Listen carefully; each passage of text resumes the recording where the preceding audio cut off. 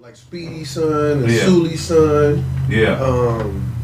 Gilbert. I think Gilbert's son played with in the travel ball squad with my other son. Okay. Yeah. And Matt Barnes' kids play up there with them. Yeah. So The twins.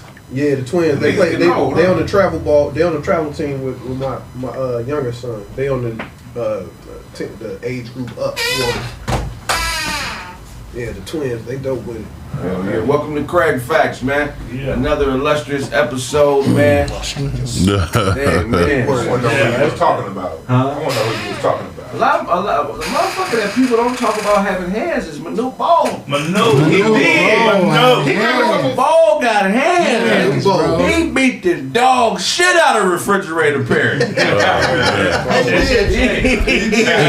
That's like he was tactful with it too. He was. But when he said 6'9", if they go, that's what I thought about. Like, man, that jab, nigga. That's like that's like fighting Doslam. You know what I mean? You ain't gonna win that fight. You're from the free throw line.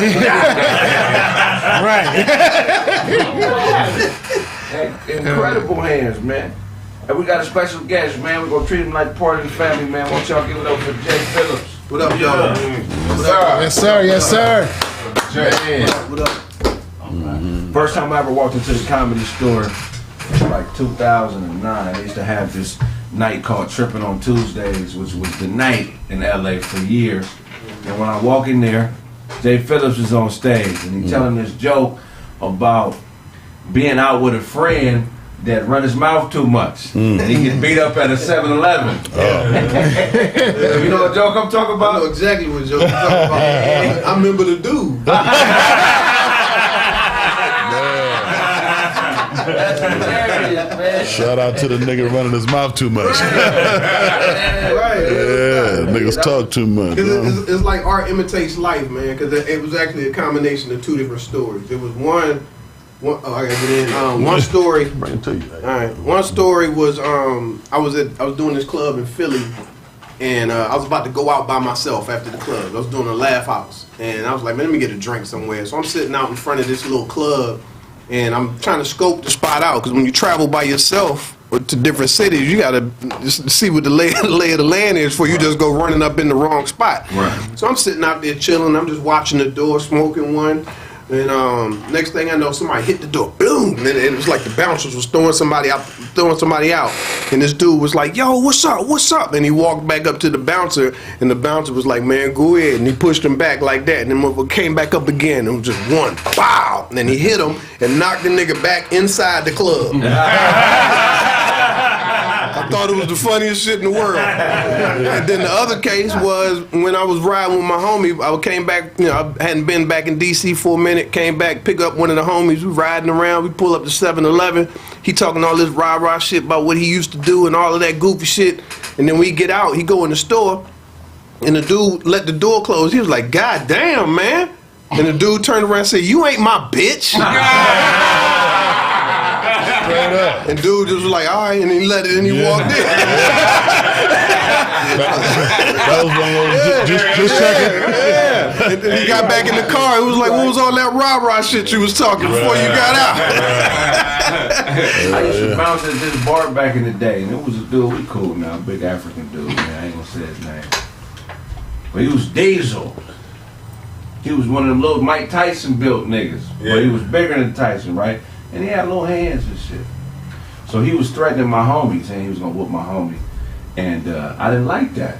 So I, you know what I'm saying? After he did that, I started to antagonize him. You know what I'm saying? I'm like, all right, you wanna bully people, you have to bully me, right? Yeah, straight up.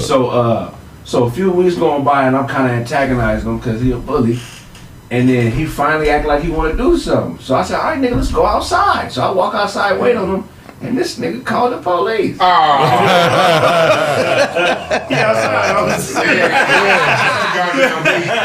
And he ain't no bitch. Like, it's like this is one of them phases that if I would have called it, there was a serious chance that I would have lost. Right. It wasn't like I could just say, yeah. So I don't think that I was just taking the faith that I knew I was gonna win. Like this nigga, if this nigga would have hit me, it'd have been some serious problems. But we got cool after that. And this is how you know that There's some niggas that can fight that still bitch ass niggas. Hey. Everybody that can do it, you know what I'm saying? Right. So a couple months go by, we got to throw these bikers out the bar. I think I told this story before. And so I threw somebody out. Somebody punched me. I punched him.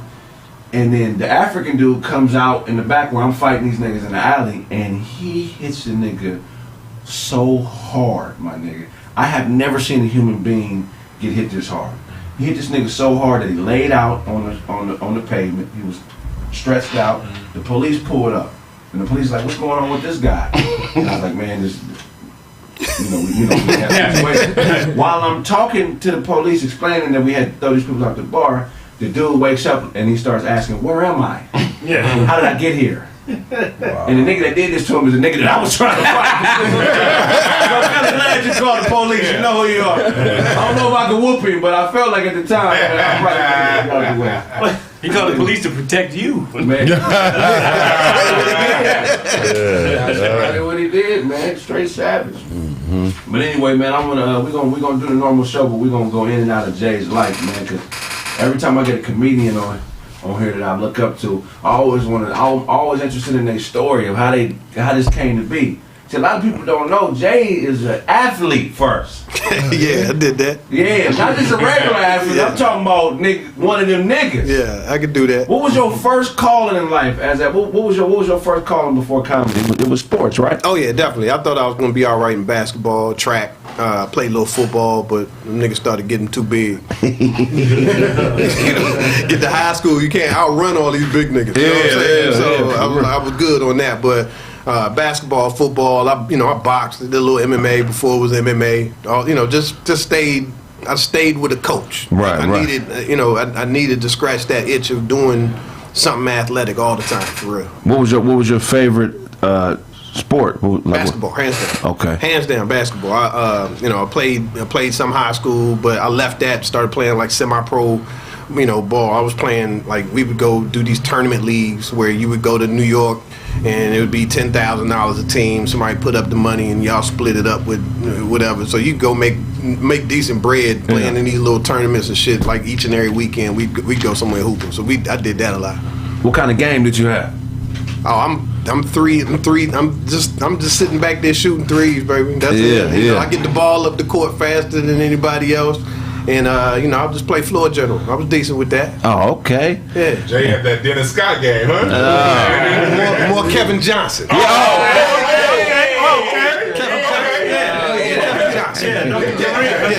Shout out to KJ. He got a restaurant. Yeah. KJ got a restaurant in downtown LA called Fixin's. Mm-hmm. I went there and chilled. Me and Blaze was chilling with him a couple months ago. KJ cool as a breeze, man.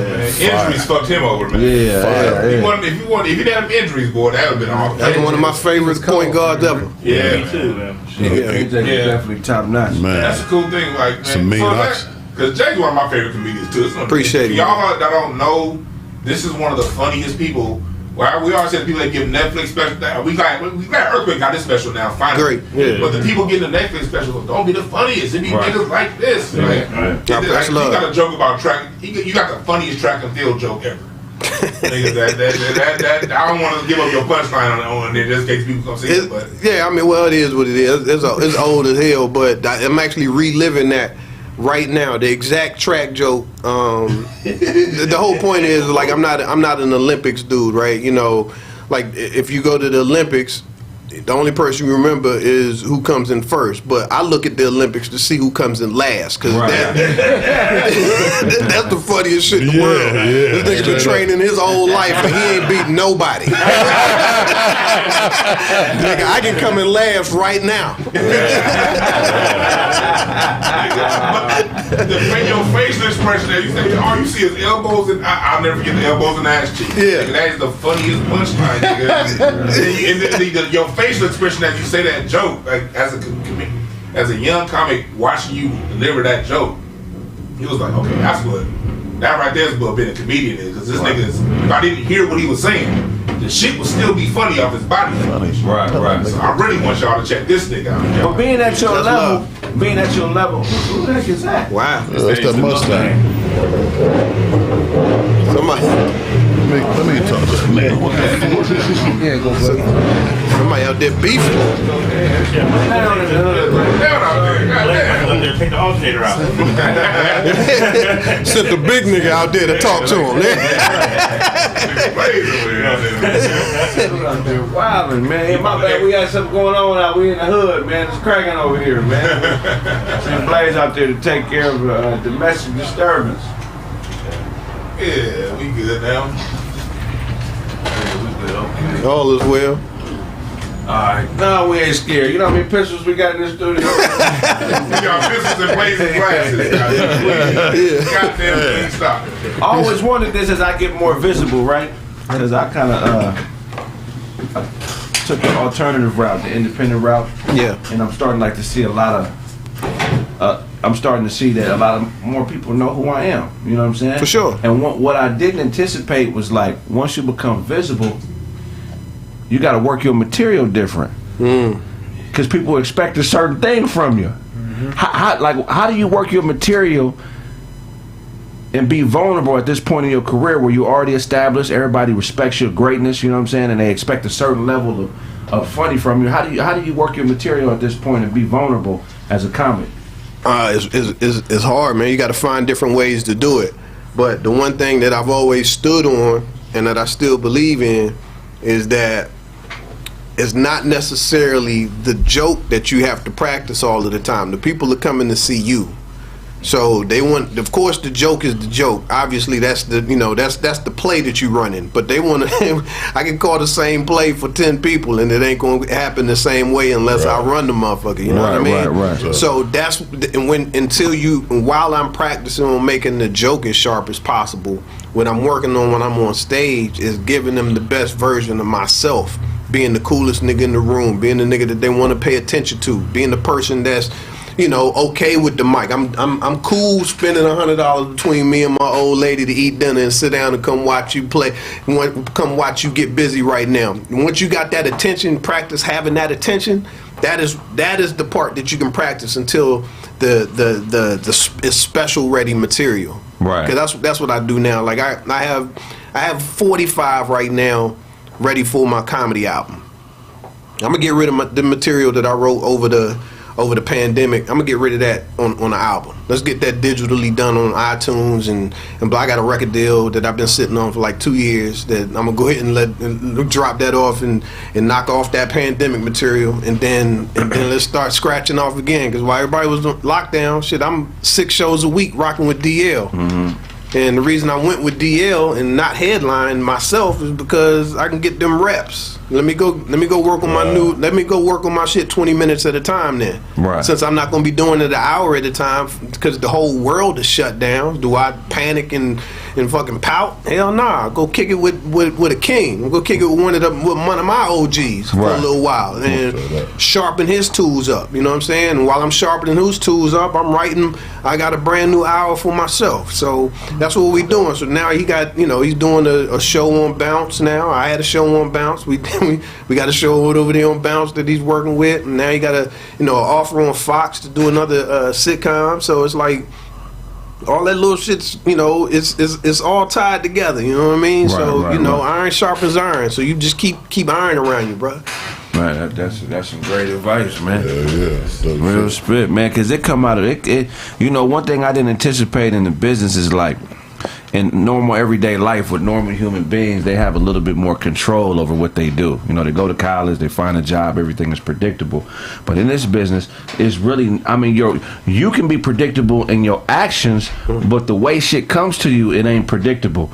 So we really are in a stay ready business where it ain't no days off. Like every day, you got to be at a point where you could wake up and do whatever's necessary. You know what I'm saying? And that's the biggest thing that I've had to adjust to.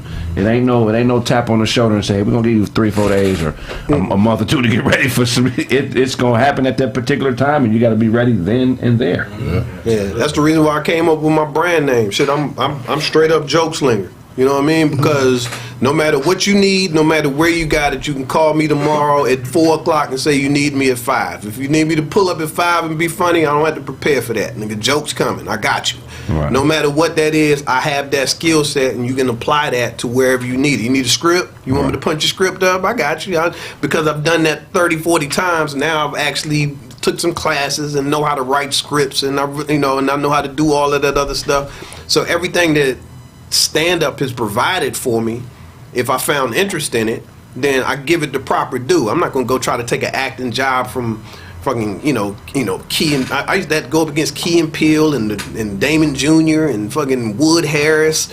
You ain't gonna beat them just being funny. Right. You gotta learn how to act, nigga. Them niggas, like those are the real deal niggas. So I had to go learn my craft and plunge into that shit in order to even compete in that side of the game. Right. So that's what it is. So all of that comes from telling jokes to get you in the room, and then once you get your foot in the door, are you willing to put that work in to be respected over there now? Right. And that's where it comes down. That's where the longevity, I think, for myself came in, because I put the work in on all of them sides. Right. So you in the same class as what, Chappelle? He just above me. Okay. So yeah, my big brothers over there were Tony Woods, just like his. Teddy Carpenter, Tommy Davidson was just coming. Just those are big bros. Chris Thomas, Joe Claire. I came out with Red Grant, Dominique, Donnell. That's my class. Pierre was in that group. Yeah. So it was, and obviously it's more, but and shout out to all of the ones that I'm not mentioning as well. But DC and Baltimore was thick. Yeah. It was thick around that era, bro. I mean, Martin made it hot. And Tommy Davidson was hot he was the hottest shit going. And Joe Claire was representing hip hop. So DC was on the map, and it was DC comedians that was putting it on the map. So it was a whole different feel in the era coming up. Did you start comedy in the crack era or after the crack era? Crack. Marion Barry on you don't got no Marion Barry jokes? I do. Matter of fact, I do remember having a "that bitch set me up" joke. I do remember that. That goddamn bitch set me up. He's the greatest mayor of all time. So what was it like in DC in the 80s with that whole crack era? What was the vibe in the era? Was it something that was uneasy and scary? Like what was it? Because DC was the epicenter. It was. So here's the weird part. I guess probably like anybody else that grew up in a neighborhood that wasn't the greatest of neighborhoods, we all got our stories of where we from. It never feels like what it is until you outside of it looking in. Right. It never is that. It's never that. And, it's always, it's still the same thing. The coolest nigga in the group. Where's the top dog at over there? And just so happens that he works for the main guy. And now, I know the dude that worked for the main guy. Right. All right, so now, we think I know the main guy. Then you get to meet the main guy. What up, man? And I'm not saying names, but you know what I'm saying? But it is what it is. Main guy was a rock star in the 80s and 90s. He'd pull up to the place and shut stores down like he was Prince. Right. You know what I'm saying? Everybody out the store, my man coming in. Yeah. And that's just what it is. Everybody out this side of my man's coming in. It was a normal thing for us to see shit like that. But in general, DC was love, man. Yeah. It was all black, everything, everywhere. It was in high school. I had like 3 white people in my graduating class. Oh wow! I mean, it was legit chocolate city. Yeah. All of the everything, everything. Yeah. It was black. My whole neighborhood, schools, gas stations, all that shit. Right. So I didn't recognize anything that was wrong with what's going on, because at the same time, DC is so diverse that you hear about all the bad shit, but everybody has a dope job. Everybody work for the Department of Agriculture or the Department of Defense, right, or all of these government jobs, because them some big ass buildings, and they got like 10,000 jobs apiece in these buildings without exaggeration. Right. And everybody with a high school diploma boom, you automatically got you G6. Right. So you got thug, you got thug nigga that you going to school. Like, so now my brother worked for the Department of of Aviation, and that nigga, I'm selling dope in the same house. So it just all felt it was a balance and normal type shit. You ain't even recognize all the goofy shit was going on until it was out. What made you walk into a comedy club and start comedy? Like, what sparked that? That's Pizza Hut?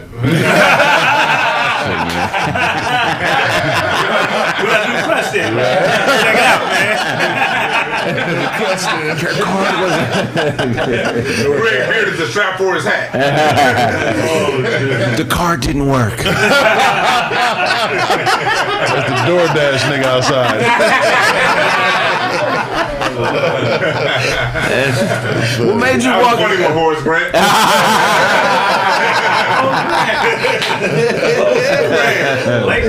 Morris Grant. That's Morris Grant.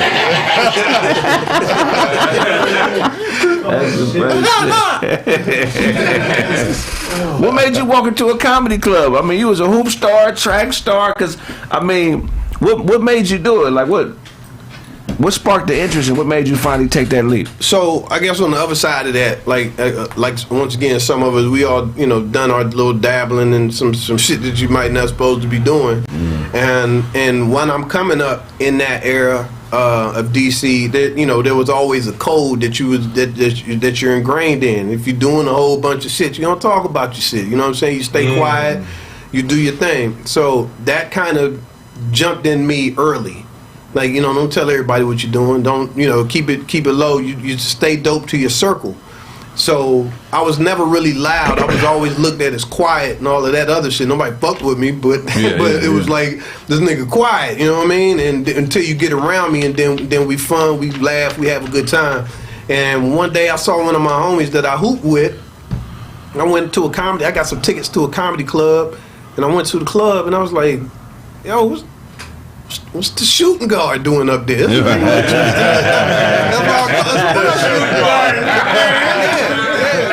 my shooting guard. I think the whole set was this. Like a quarterback.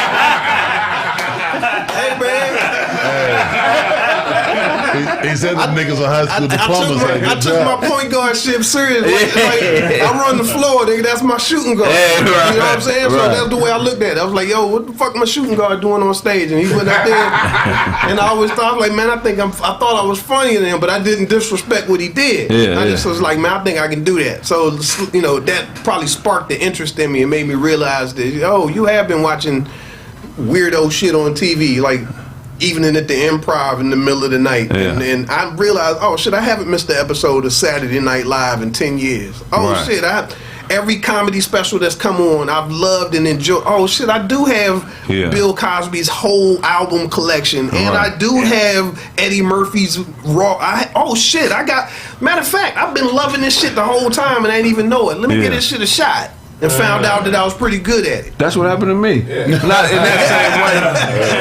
But no, because I've always been up on everything comedy, but I never wanted to be a comedian. I didn't even know I didn't even know that was an occupation that you could do, which is weird because I'm watching niggas do it, but it never dawned on me that you could do this too. For me, it was either I'm gonna make it hooping or I'm rapping or something, but I never thought comedy. And then my boy, man. He lost his mind now. He told me he was going to the Improv. Could he get a ride? And I gave that nigga a ride, and I watched him do an open mic, and I had the same. I was like, nigga, what? Right. That's when I started. Yeah, that's crazy. That's how it worked. Hell yeah. First time. So your first show. You remember who was on your first show? Damn show. Let's see. Yeah. Matter of fact, let me think back. Comedy Cafe. Ain't even around no more. It's a strip club. It was always a strip club, but it was a comedy club up top and a strip club at the bottom. And there was billiards up top in a strip club. Let me see, who was there? Mike Estime was on my first open mic because I had to try 3 weeks to get on. You had to go up and there was like 15 spots and there'd be 40 comics. So you got to get there early enough. So the first week I ain't know no better. I was like number 38. Right. And then the second week I was like, I got y'all ass. I was like 22. Right. And next week I was like, motherfucker, I'm here early. So I'm like 3. It was Mike Estime was on that show. Mike been around that long? He funny, man. Funny than a motherfucker. Yeah. Me and Mike started together. Andy Klein, funny white dude from Virginia, was on there. Who from that you might know? King Kadar. King Kadar was there? King Kadar, man. Wow. King Shout Kadar out to was King on there. Kadar. Him and Corey kind of beefing right now. Shout out to guy. That's my nigga, King Kadar. He good dude. Yeah, he ain't a bad guy, man. I've known him since the first time I ever been on. And there's a couple more that was in that group that obviously gone. But the ones that are still rocking, that's pretty much it. But Donnell will pop through on that group. I remember having my first weekend that I worked was I won open mic. It was an open mic contest, and the winner gets to host the weekend. So that weekend was me hosting. My mentor at the time, which was the fabulous Fat Doctor. I never heard. Okay. Yeah. Fat Doctor's Def Comedy Jam legend, first season. Yeah. Martin's mentor. A lot of dudes out of DC. He was the godfather of DC comedy, straight up. Yeah. So it was me, Fat Doctor, and Chris Rock before he was Chris Rock. Oh That wow. was my first paid gig ever. He was first year Saturday Night Live, maybe. So we talking about what, 90, 91? I don't even remember the year. I don't remember. Yeah. Wow. But he wasn't Chris Rock yet. He was. No. He was still. Yeah. Nah, that nigga was sitting. That nigga was sitting up in the corner on the stairs, chilling by himself. Just wouldn't say nothing to nobody. Just still kind of chill. Damn. I'm thug nigga with braids and pistol and shit. I was like, but it was Man. fucking right. Yeah. That's really interesting, man. Nigga Todd said braids. Yeah. That nigga would have took The Rip Hamiltons. I was. Ty, you ever have braids? No. I rock the ass curl like a motherfucker, man. You got an ass curl? Yeah, I had the curl kit. That's why he bald now and left the kid in too long. She was looking like Duck from the Five Heartbeats. Yeah, that's crazy, man. You have to have braids. That's it. Them braids fucked everything up. Man. So when did it click? Like, when did you start understanding how to even actually build an act? Because I feel like all comics go through a phase where they just kind of trying to figure out what's funny. I feel like stand up comes in stages. The first 4 or 5 years of stand up, I feel like you learning how to make people laugh. That's just all you doing. You learning how to make people. It's an exercise. You making buckets. You don't give a fuck how you do it. You don't care if you got cursed. You don't care if you got called people bitches in the front row. You don't care if you got to say I'm fucking. Anything to shock value. I took a shit. Anything. Right.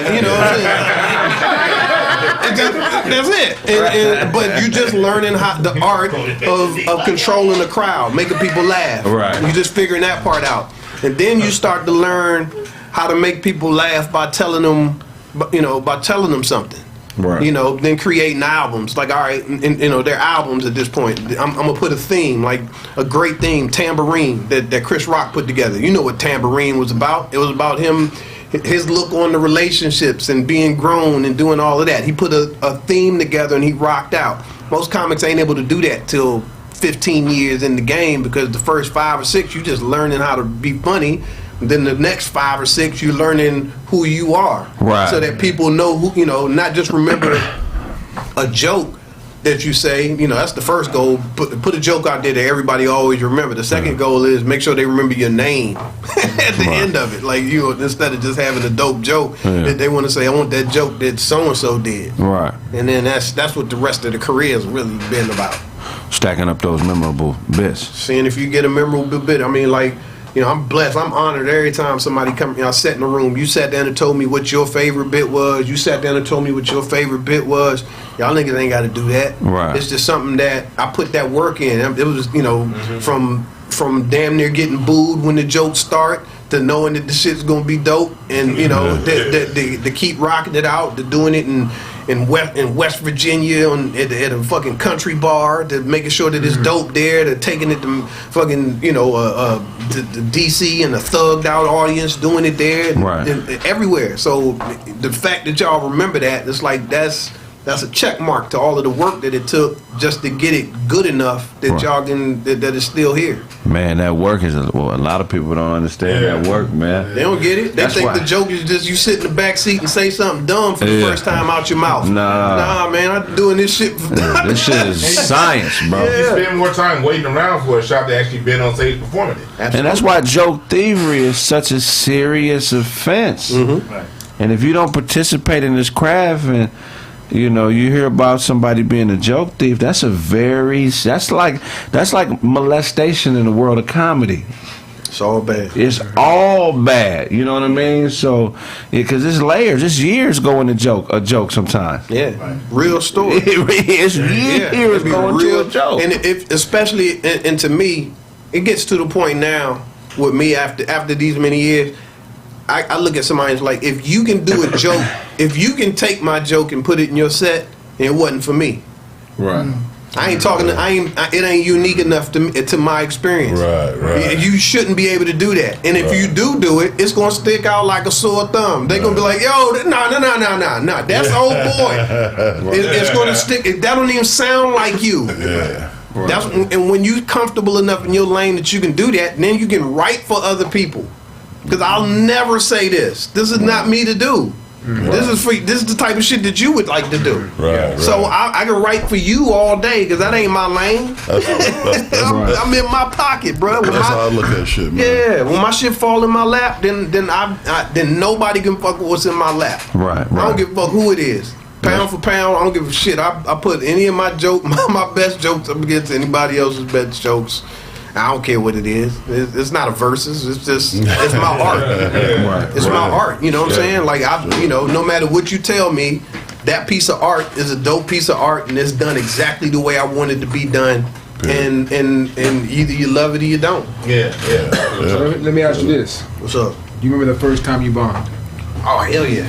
What was it? What happened? Shit, about 2 minutes into my first set. No, dead ass. I mean, all that shit ain't dope. Like my first time ever on stage, I lied and said I was a comedian. I lied. I was in the Bahamas, and I was like, "Yo, I'm a comedian. Put me up." And it was packed. They were doing karaoke night. I didn't think them niggas gonna put me up. I was like, "I'm a comedian, man. Let me get on stage." And he was like, "Cool, next, coming to the stage." I'm like, "Oh shit!" So I just did what I could. I went out there and fucked around, did the little shit that I thought that I knew it would be funny, and you know that was pretty much it. I had one little chuckle, and rest of that shit, them niggas was staring at me.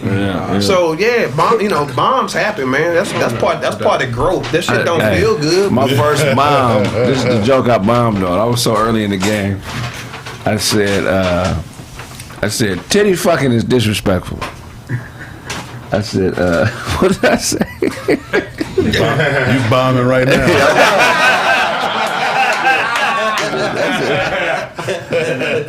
I said something along the lines. I got this girl. She only want me to titty fuck her. That's like inviting me to the house and making me watch TV from the grass.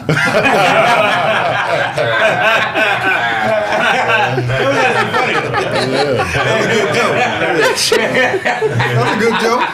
Turn the channel. It bombed like a motherfucker. Yeah. Some of them shits do, man. Like I remember I bombed. Some of them be circumstance. Yeah. Some of them be. I remember my funniest bomb to me. Now nigga, they booed shit out of me. It was so funny. I tell you, it was Ronnie Jordan was there, and Gary On was hosting. Yeah. And Ronnie, the king of colleges, he was going up after me. And when I tell you, I went in that joint. It was Hampton University, nigga. I went up there and I was doing just fine. Then I got to the part of the set where I decided to do a Waka Flocka joke. That was when Waka Flocka was hot. Oh, yeah. Man, I did not. And Waka Flocka was he had just left campus like 2 days ago. He had just killed. Like, this was like homecoming weekend. Yeah. And this nigga was the king of the campus. Right, 2 days prior. As soon as I hit that joke, and then I did a skinny jeans joke to back it up. Yeah. Nigga, they boo. I flicked up. There was Waka Flocka t-shirts and skinny jeans all over the goddamn place. I said, y'all niggas got me. My bad. Circumstances be a motherfucker. That's it. You never know who in the crowd. Remember your first bomb, Carmel? 100%. What happened?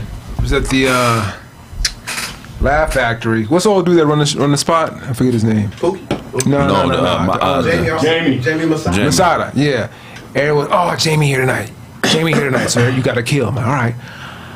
Got up 2 minutes in. I was killing. Jamie walked out. I forgot my set. I was done. I was so focused on trying to perform for someone, not realizing no matter who's there, 1 person, 1,000 people, you need to perform. Yeah. I've never been back. Never been back to the Laugh Factory since then. I heard Bill Burr tell a story about the Laugh Factory, how he didn't get passed up there. He waited in line. He said the Laugh Factory is the reason he went back to New York. Wow. Yeah, that Stupid ass line. If bombing like that line make you wait till 2 o'clock in the afternoon to get 3 minutes. Nah. But like bombing, right? Circumstances. On my first big bomb, everything you do is big. My first big bomb.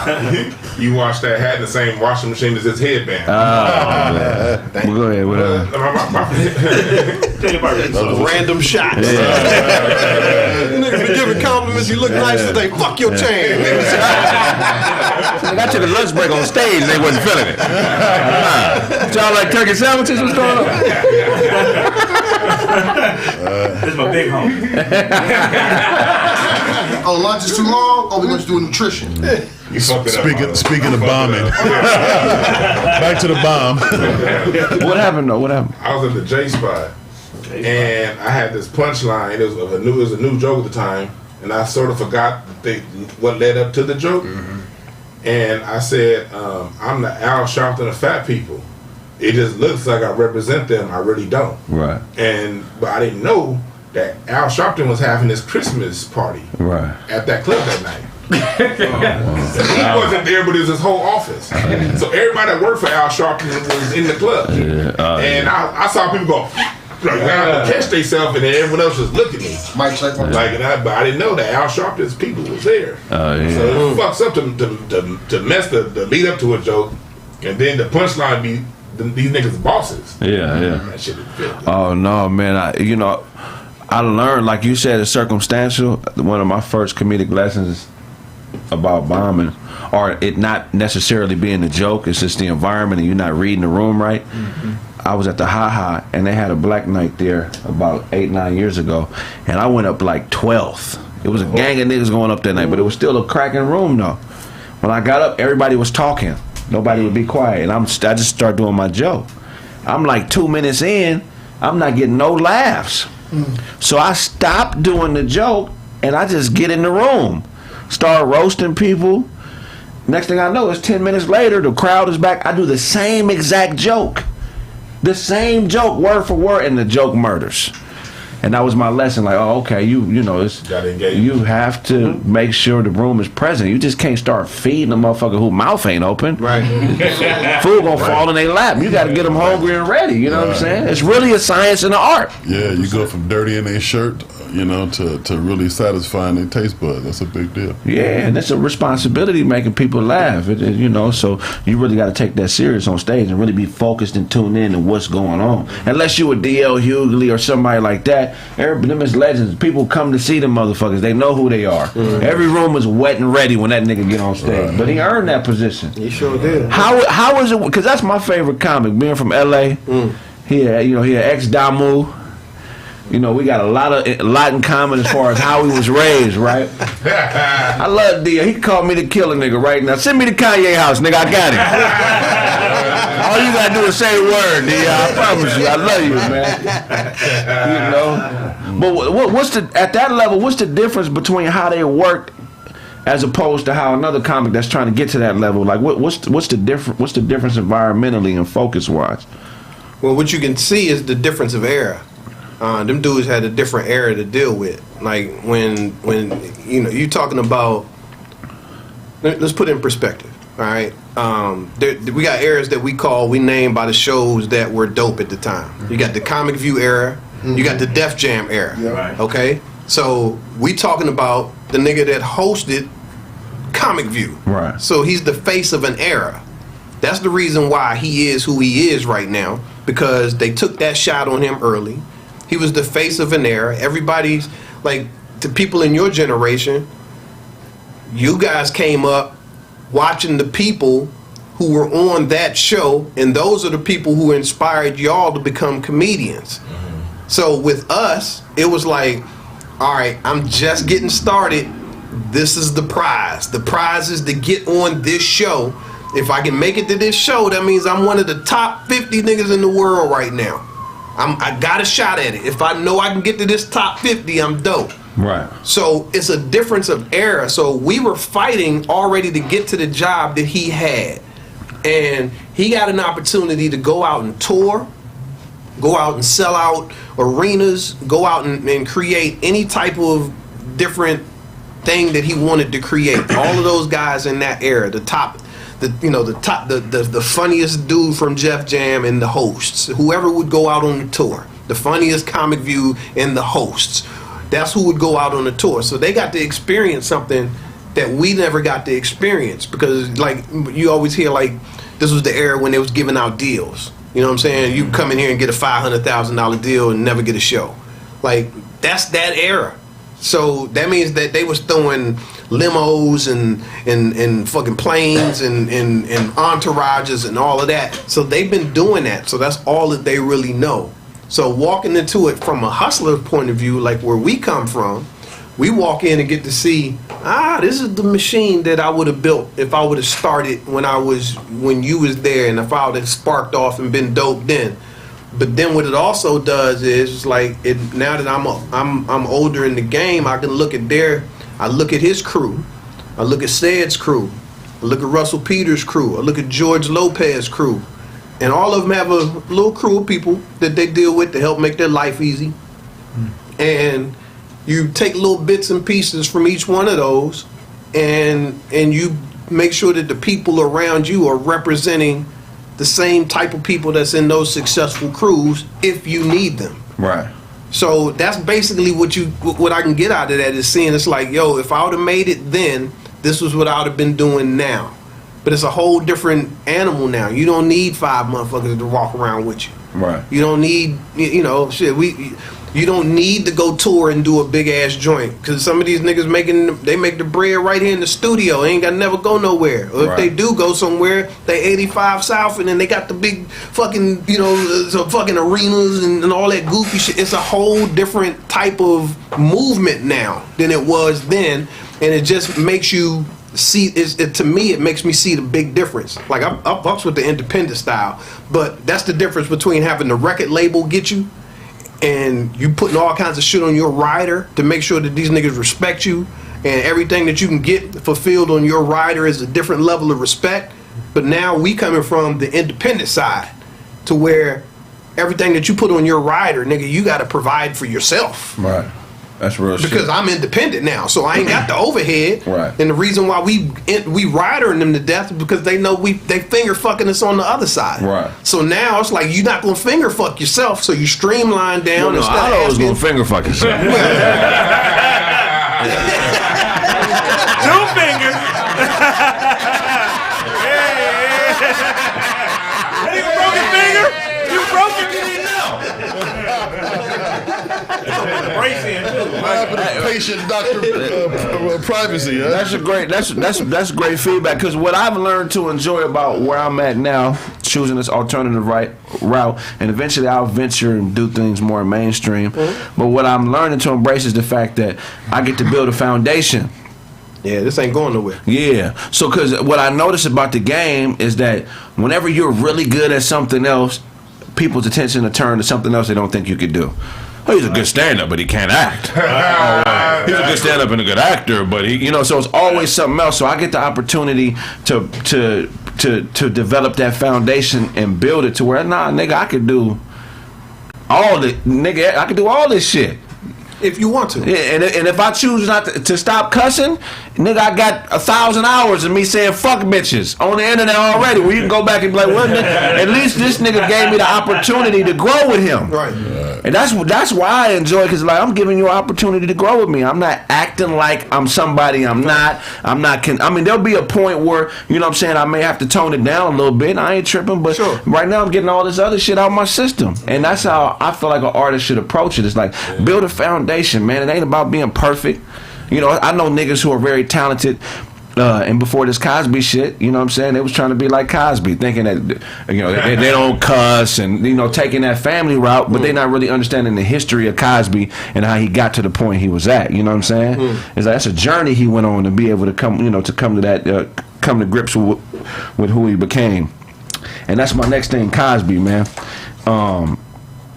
What do you think about the Cosby situation? Do you think that he was railroaded, or do you think he deserved what he got?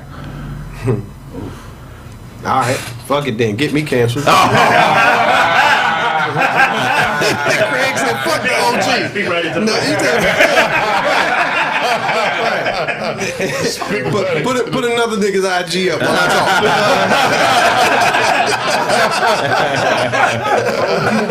OTTO box.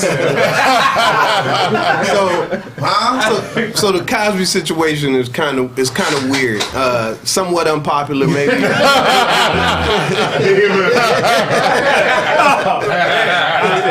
So it's kind of weird, man. I gotta maybe it's a unique stance. I don't know.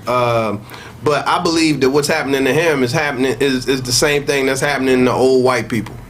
Old white people are having to face the facts on some shit that they did 30, 40 years ago. Right. The way that they used to feel about shit 30, 40 years ago, society has decided that shit ain't happening no more. Right, and if you're doing it now, you all fucked up. Right. And if we find out you was doing it before and you looked happy with it, we going after you. Right. And Looked happy. Yeah, that's what I'm talking. Dead ass. That's when you senators with blackface on at costume parties. Like, they ain't mean nothing at the time. Right. That we can honestly sit around as all black folks and say, nigga, if you saw a white dude in blackface in 81 at a costume party, you ain't tripping. It's just like, all right, nigga, come on. But it ain't no all hands on deck type of shit, Right. So you saying there's no old rooms with senior citizen white men trying to get their niggas off? I'm sure it is. And I respect an old white man that got that and that's where he lives at and that's where he is. Like, tell me where you at. I'm cool with that. Yeah. I ain't asking nobody to like me. No. And I put that back on the Cosby side. So when Cosby was doing this, it's fucked up. But look what was happening. Spanish Fly was a song. Right. That was like us hitting mollies today. Right. And that was, so it's like, is it fucked up to invite some, what time it is. And of course, everybody in a position of power know damn well, if I'm trying to get her over here, I'm trying to fuck. It ain't, and when you say you trying to do something, that means that you gonna do what you gotta do. Yeah, but Spanish Fly mean I don't want to try that hard. You see what I'm saying? Steroids of the fuck process. Stop do it, bitch. So you get what I'm saying, though, right? So it's like, he was on some chauvinistic shit, but I know for a fact that there was a lot of people of power doing the exact, like Epstein and all of that shit. All of that shit, that's the same era. It's the same. That's the same niggas doing the same thing. It's just position of power. And Cosby got caught up in the middle of that. Yeah. And that's what it is. Is it wrong? Yeah, it's wrong. Right. Should the people be mad who got it done to them? Probably so. Right. But shit, nigga, it happened. He, it is what it is. Do he need to go to jail at 89? No. The nigga, that ain't gonna do nothing. Nah. Yeah, it ain't gonna do shit at all. You're right, man. Damn. All right, so to the young comics watching, they see Jay Phillips, they see, we're always growing, but they see a finished product, they see something that is legendary, you know what I'm saying? What do you say to the young comics that want to end up in a position similar to yours one day? What do you say to them, and how can they get there? Man, if you're doing it because you love it, then that's just pretty much it. Now, I do this because I don't know what else. I don't know what else to do. Nigga, if I'm not doing something with this, I'm 27 years in the game. I still don't. I don't know what. If I ain't got no dates on the book, nigga, I'm weirded out. Pandemic, nigga, was like I panicked, nigga. I couldn't go to work for 2-3 months. I hadn't been on stage in fucking 2-3 months. I'm on Zoom, nigga. We all addicted. We found Zoom. Anything that you can do to get on to get this shit out your system, man. And if it falls on you like that, and you put that time in, and you authentic to what you doing, hey man, that should be it. I don't give a fuck about. I love the fact legend, whatever. I ain't feeding into none of that. I'm still grinding. I'm learning from you. Right. I called you to come here. Right. You dig? It's like I'm trying to jump in on what y'all doing because nigga, I'm a joke slinger. I love to do this. I gotta get it off, and I feel like if you living from that place, you gonna always get buckets, man. And that's just Jamal Crawford can come out of, he can get a 10-day contract today. 30 right now. And that's First game back, he scored 32. And that's the way that I feel. Yeah. I don't give a fuck where you put me right now, and the people who play know. You all right, nigga? All of them know. They know. You put me on, nigga. I'm gonna get you a bucket. Right. And that's just. And if you need a bucket, holler at your. If you need me to pass you the ball to get a bucket, right, I'm there. I can do. You need me to create a play to get you a bucket, then I can do that as well. But I think all great comedians have that mentality. It's like, because this is a game where you got to serve it first. Yeah. Even T.I. is a legendary comic, but he got to serve this craft first. Yeah. The greatness that he has as a rapper is unparalleled, a legend, but comedy is one of the truest art forms because the art of it don't give a fuck about how many records you show. You got to serve this first. Yeah. You know what I'm saying? And that's what I enjoy about this craft. I always say, like, nigga, you can't take my brain unless you come up with a surgery where you can take my brain out of my body and put it in yours. What I've developed as a skill set, you can't take that from me. You can't your weird ass brain, Kraig. You can't finesse your way through it. Hey man, everybody give it up for Jay Phillips, man. We're gonna go to the top. Go ahead.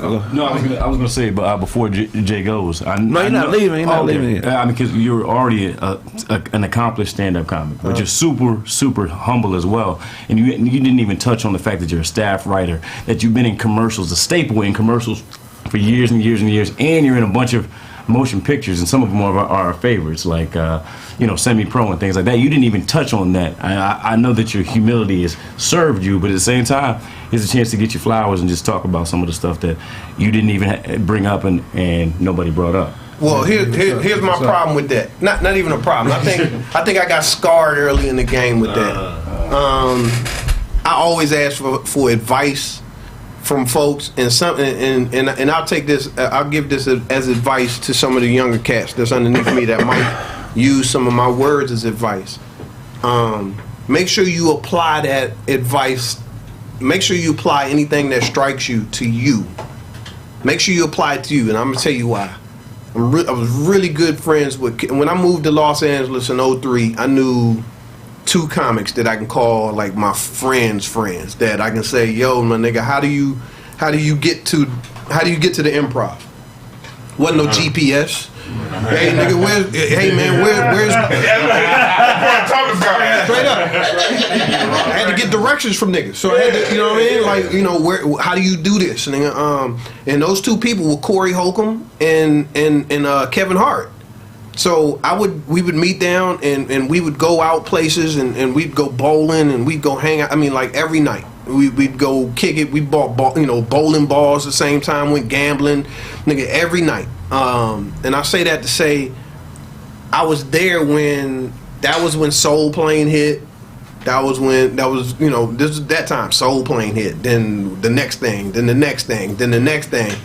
And I would always ask Kev, like, yo, nigga, what's the deal with it? How do you got all this shit coming out? I'm sitting here bowling with you today, nigga, and you just dropped. I hear that another project that you just did is out. Nigga, I'm your nigga. Why didn't you say something? Let me support you. Let me give you some love. He's just like, man, I give you this advice, and maybe and this is the advice that I don't know if it's correct or not. But he just said, let people find out what you did instead of going out bragging about it to everybody, because there's certain things that you're gonna talk about the people, one, don't care about, and two, will never ever see or find. And I kind of took that as, yeah, it is kind of dope that when I pulled up on you, it's like, yeah, I got me another little movie, a little something.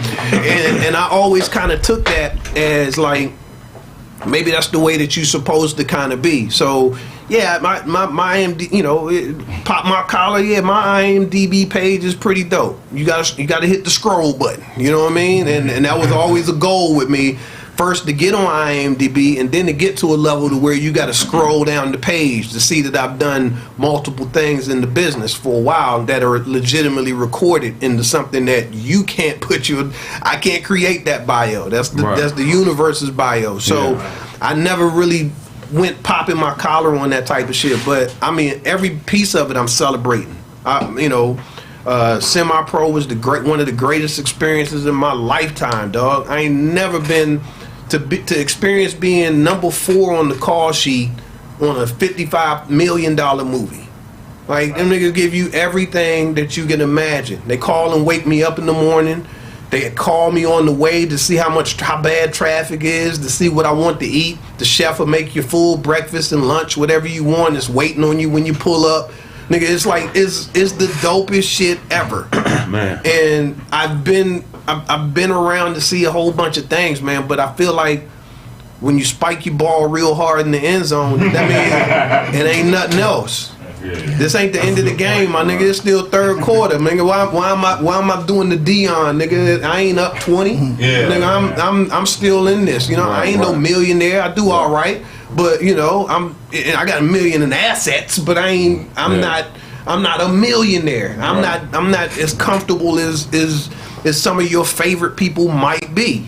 And until everything is that way, there's no reason for me to spike the ball and dance yet, my nigga. I'm still out here. Right. Let me ask you this. Let me ask this question. So it's gonna be long. You're gonna answer yourself. You're gonna ask your question and answer yourself. Question trilogy. First part of the question is this. My question is, working on Semi-Pro, right? Like in this room, it's a bunch of talent. It's a bunch of people here with different personalities, right? So I'm sure on Semi-Pro, you got 3000, you got Will Ferrell, all of them names. Have you ever experienced like ego from somebody that, you know what I mean, from somebody on set with you, and then how do you deal with your own ego? Has there ever been a time where you had to check yourself, like, you know what, bro? Dude, see, as humble as y'all say, some people think I'm an asshole. Yeah. Because certain things I just don't put up with, and they don't understand why. You know, I'll give you an example. This just happened not too long ago, and I didn't mean for it to come off the way it did, but I felt like I wasn't being respected as a comic the way that I'm supposed to be respected. I went and did a show, and normally I put, I ain't no big baller, but when I'd like to fly on American, and I'd like to stay in the Marriott. I don't think that's too much to ask. No, hell no. That ain't too much to ask. I want to fly on American and get me in a Marriott. I know that everything's gonna be at least decent. So I get to the spot, and these niggas got me in the Best Western. So I'm like, yo, man. No context. I mean, look, I hate to sound prissy right now, and it was like, yeah, but this is a dope Best Western. It's right around, it's close. The club uses it all the time, and I hear all that. But I don't normally stay at Best Western, and I'm not asking you to stay in a place that is above my means. I normally stay in the Marriott, and the person, I was like, you have been to my home before. You know what I'm saying? I'm not in a 2-bedroom apartment in the hood. My nigga. I got a pool, bitch. You know what I'm saying? Let me get my Marriott, goddammit. and it came off arrogant as fuck, and I know it did. But there comes a point in time where you got, it's like, man, nah, I did those Holiday Inn days. I did those sleeping in the cars. I did those. Hey, my nigga, we both on the show. Let's split a room. I did all that. Yeah. Nigga, that was 15, 20 years ago. And if I go back, then I go back. You're trying to go back. And speaking of that, like, you were on the Fat Tuesdays documentary. Yeah. Man, talk to us about I knew he was gonna ask a question where size was in it. I'm with it. You got that chain from Richie back then. He bought that chain for you.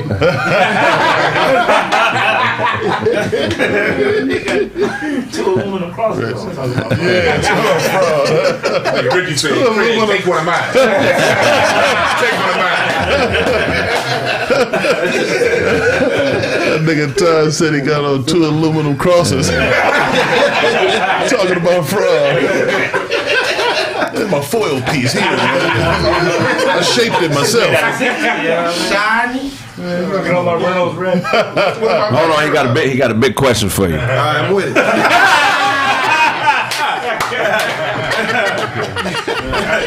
That was funny, Shinbad. Talk to us about that era, like that whole the whole Tripping on Tuesdays era, because that was a special era for comedy. That was a dope documentary, and you were around on that time.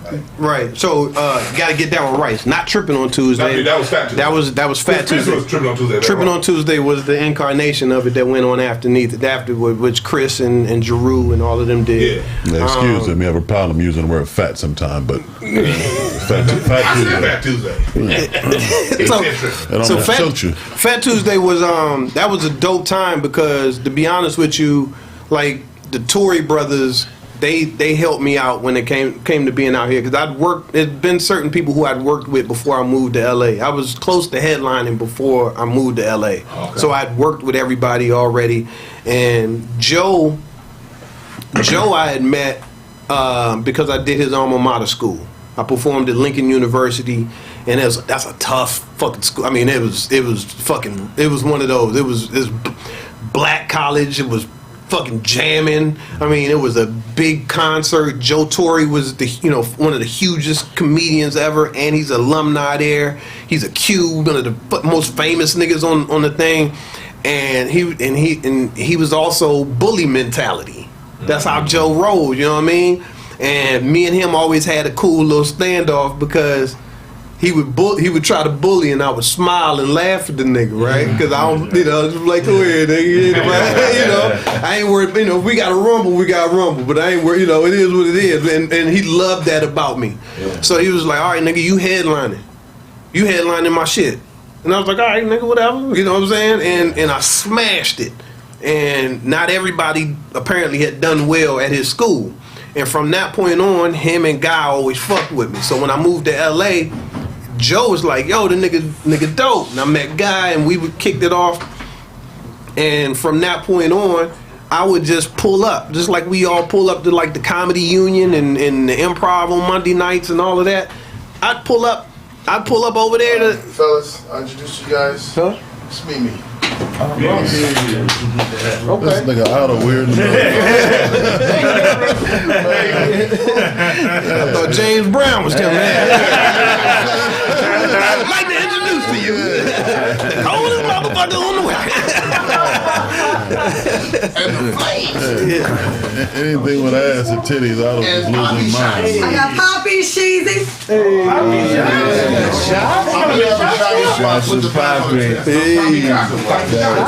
Poppy Sheezy. All right. I'm sorry, continue, please. Oh shit, I don't know what I was talking about. Yeah, right. You're talking about the Dorian. Oh, the Fat Tuesday joint. So Fat Tuesdays was just it was a spot where it was like what I compare it to is I compare it to like how chocolate sundaes can get. Yeah. Like on certain nights you can go in chocolate sundaes and look up top in the balconies and you'll see whoever up there. It could be, there's no need to name drop. We're in Hollywood, but it could be B-list, A-list, sitting right up there at any time on a chocolate sundae. Yeah. It was like that times 5 on Fat Tuesdays. Like it was the spot that all of the Hollywood people would go just kick it. Yeah. So it would be legitimately all of the athletes that's flying in to play ball, all of the black actors and actresses, like all of the big ones. Everybody, it would just be there. You kicking it with Regina King and fucking Arsenio got a booth with Johnny Gill and all of the you know what I'm saying? Shut up, nigga. I know. Shut up. I know where it's coming. I know it. I threw y'all an alley-oop, goddammit. Ain't nobody trying to know anyone feeling that. I know anyone feeling that. I threw y'all an oop. Fuck you doing with Arsenio? He was there the next week.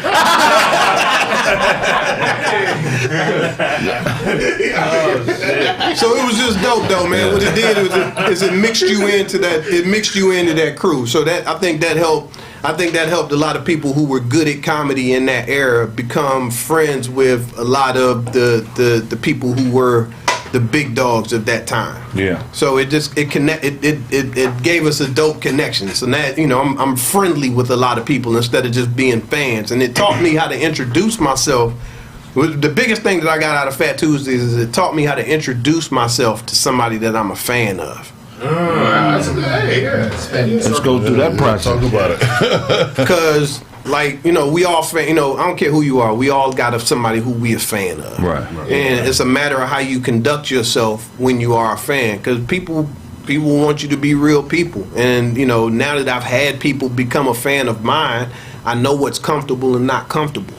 So it taught me how to interact with folks like that. Give them their flowers straight up. And then get out the business and figure it, and that's it. Hey man, you dope as fuck. Love what you did in that. What you got going on? You want to get a cigar? Let's go smoke one. Let's go have a drink. Let's go. Right. Now you on man shit. Now you on regular people shit. Yeah, So it taught me how to get in and get out. Flowers quickly, and let's go. Let's live today. Yeah. Like Q said, shake your hand, make it a firm shake, and keep. Because ain't nothing worse than that motherfucker that just be smiling at you for a long time. I'm like, I know you don't mean bad, but nigga, this is weird, my nigga. You been smiling at me for 10 minutes, nigga. I ain't gonna lie, man. That's great. That really freaked me out. Like I couldn't do. I couldn't do the success that Kevin and Dave and all of that got, because I'm around those guys and I see, like I was in Vegas with Kevin, nigga, it's 30 people are surrounding us to walk us to get places. Like movies. Right. The bar. Like the regular shit. All right, we're going down to the lobby. All right, nigga. And oh shit, I got cameras. And it's like, nigga, no, man. Let me go to Ralph's. Let me, you know what I mean? Let me stop at McDonald's or some shit. And I didn't taste it on that level, but I've tasted enough of it to know that this shit is weird, nigga.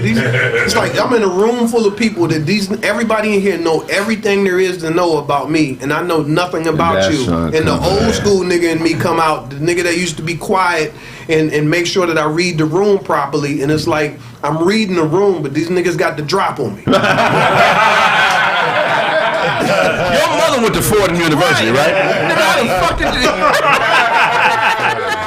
Yeah, niggas know shit about You don't like strawberries. Don't give them strawberries. Right. It was like, nigga, how you know? It's weirdo shit. So it's really weird. But I'm glad I'm honored to be in that space to at least see it. Right. To know whether or not I can fuck with it or not. Some people, like, they grow in that energy. Yeah. Right. Some people grow in that energy. Not me. I don't need that. I'm cool. I'm cool with being really respected and paid. Yeah. That's what I want. Yeah, that's dope. And it's got to be harder too with this new era, man, with these new guys and shit, because you got motherfuckers like Otto and shit out here, tough looking dude. Turn the trouble up. I know what I'm talking about. That's what I'm talking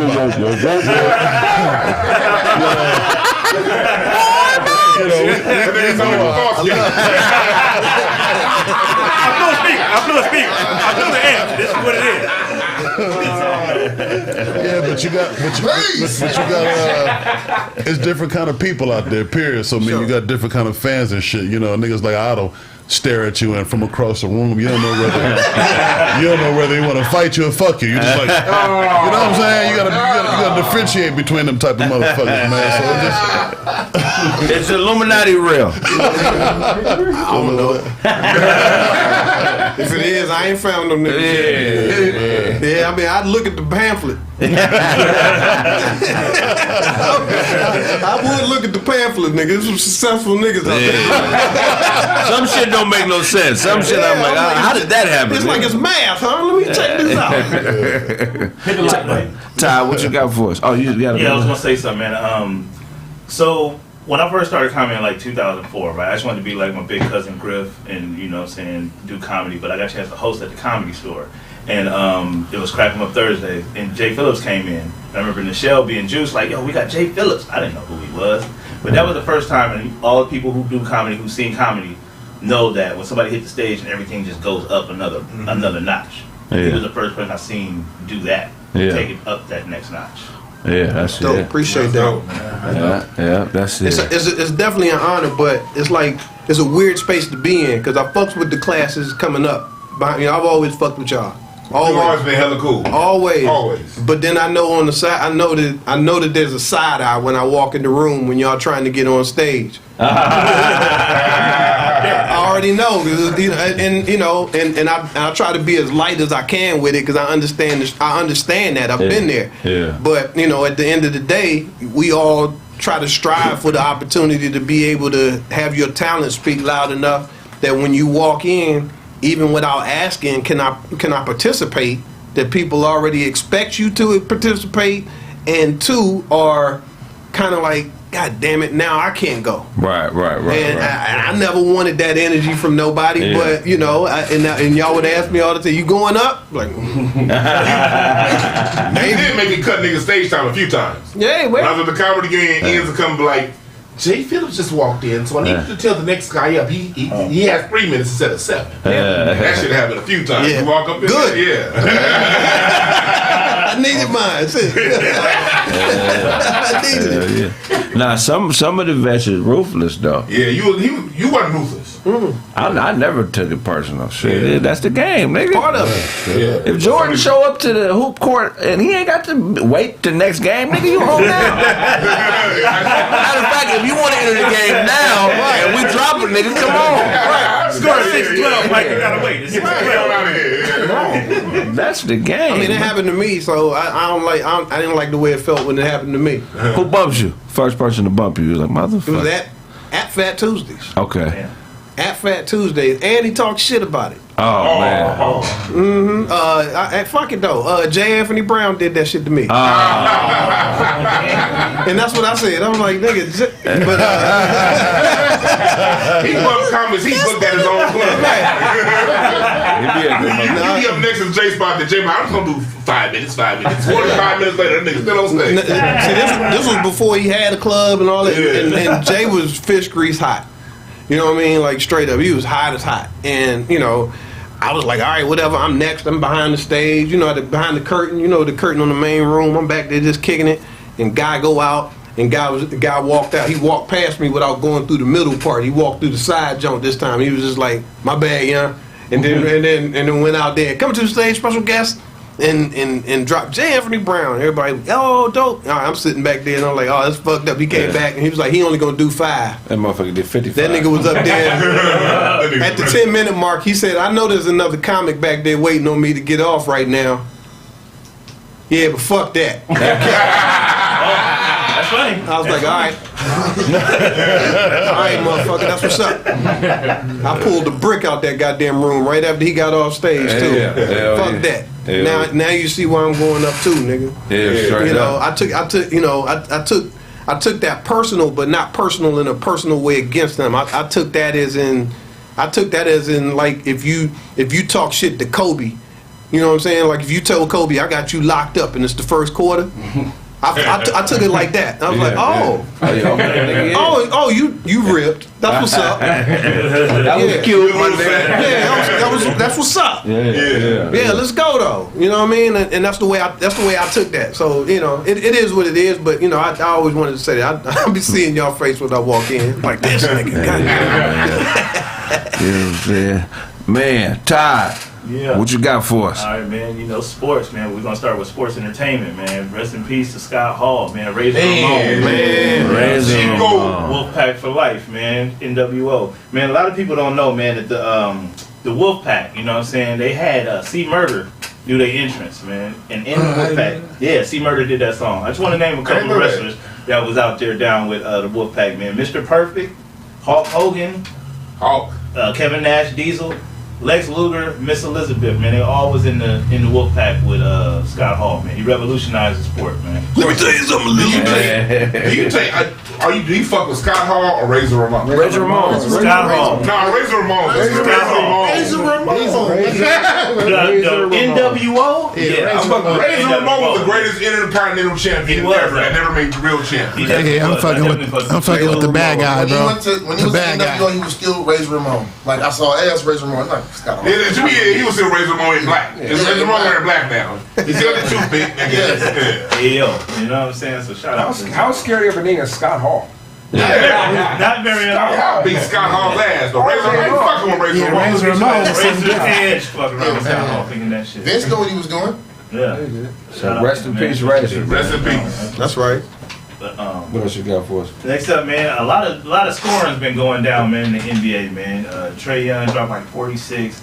47. 47 extra point. I'm gonna cheat him out his point. Yeah. And then Karl Anthony Towns, man, dropped 60. Did he? Yeah, he dropped 60. Wow. The last one was a 3 deep. So, you know, shout out to Karl Anthony Towns and the scoring going down. And you know, LeBron dropped a couple of them 50 burgers out there. So You dropped a couple? Couple of them things, man. 56, then he dropped 50. LeBron's doing his thing.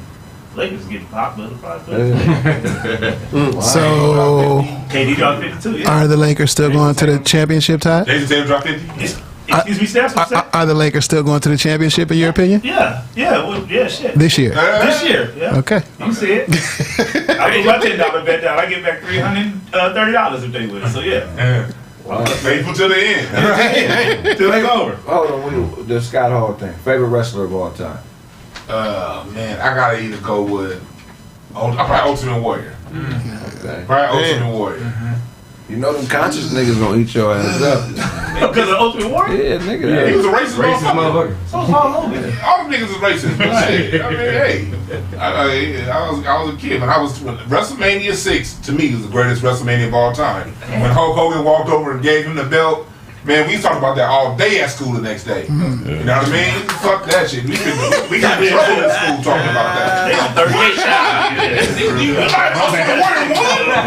The nigga had the feathered mullet. Nigga, come on. Favorite wrestler of all time? Man, I mean, I always say Shawn Michaels. I'd be like, what? Who? You know I hated Shawn Michaels, man. HBK was the shit, man. I fucked with him tough. D-Generation X, all that kind of shit. I never forgave him for breaking up the Rockers.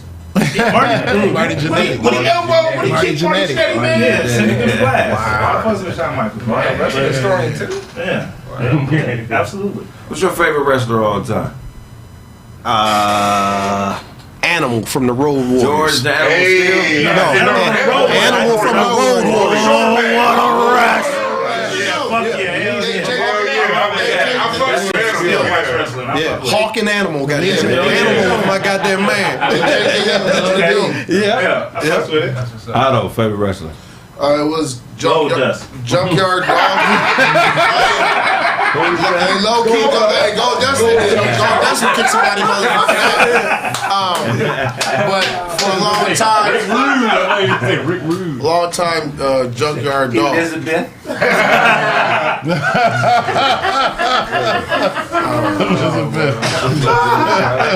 Junkyard Dog and Junkyard Dog is dope. because he was like the first black, you know what I mean, popular wrestler, like straight like African American black. Now like Jimmy Fly Snooker was kind of he's mixed. You know what I'm saying? He got good hair.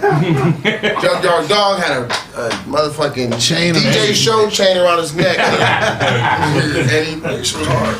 And he hung out with Hulk Hogan. Carmel. Oh, Ricky the Dragon Steamboat.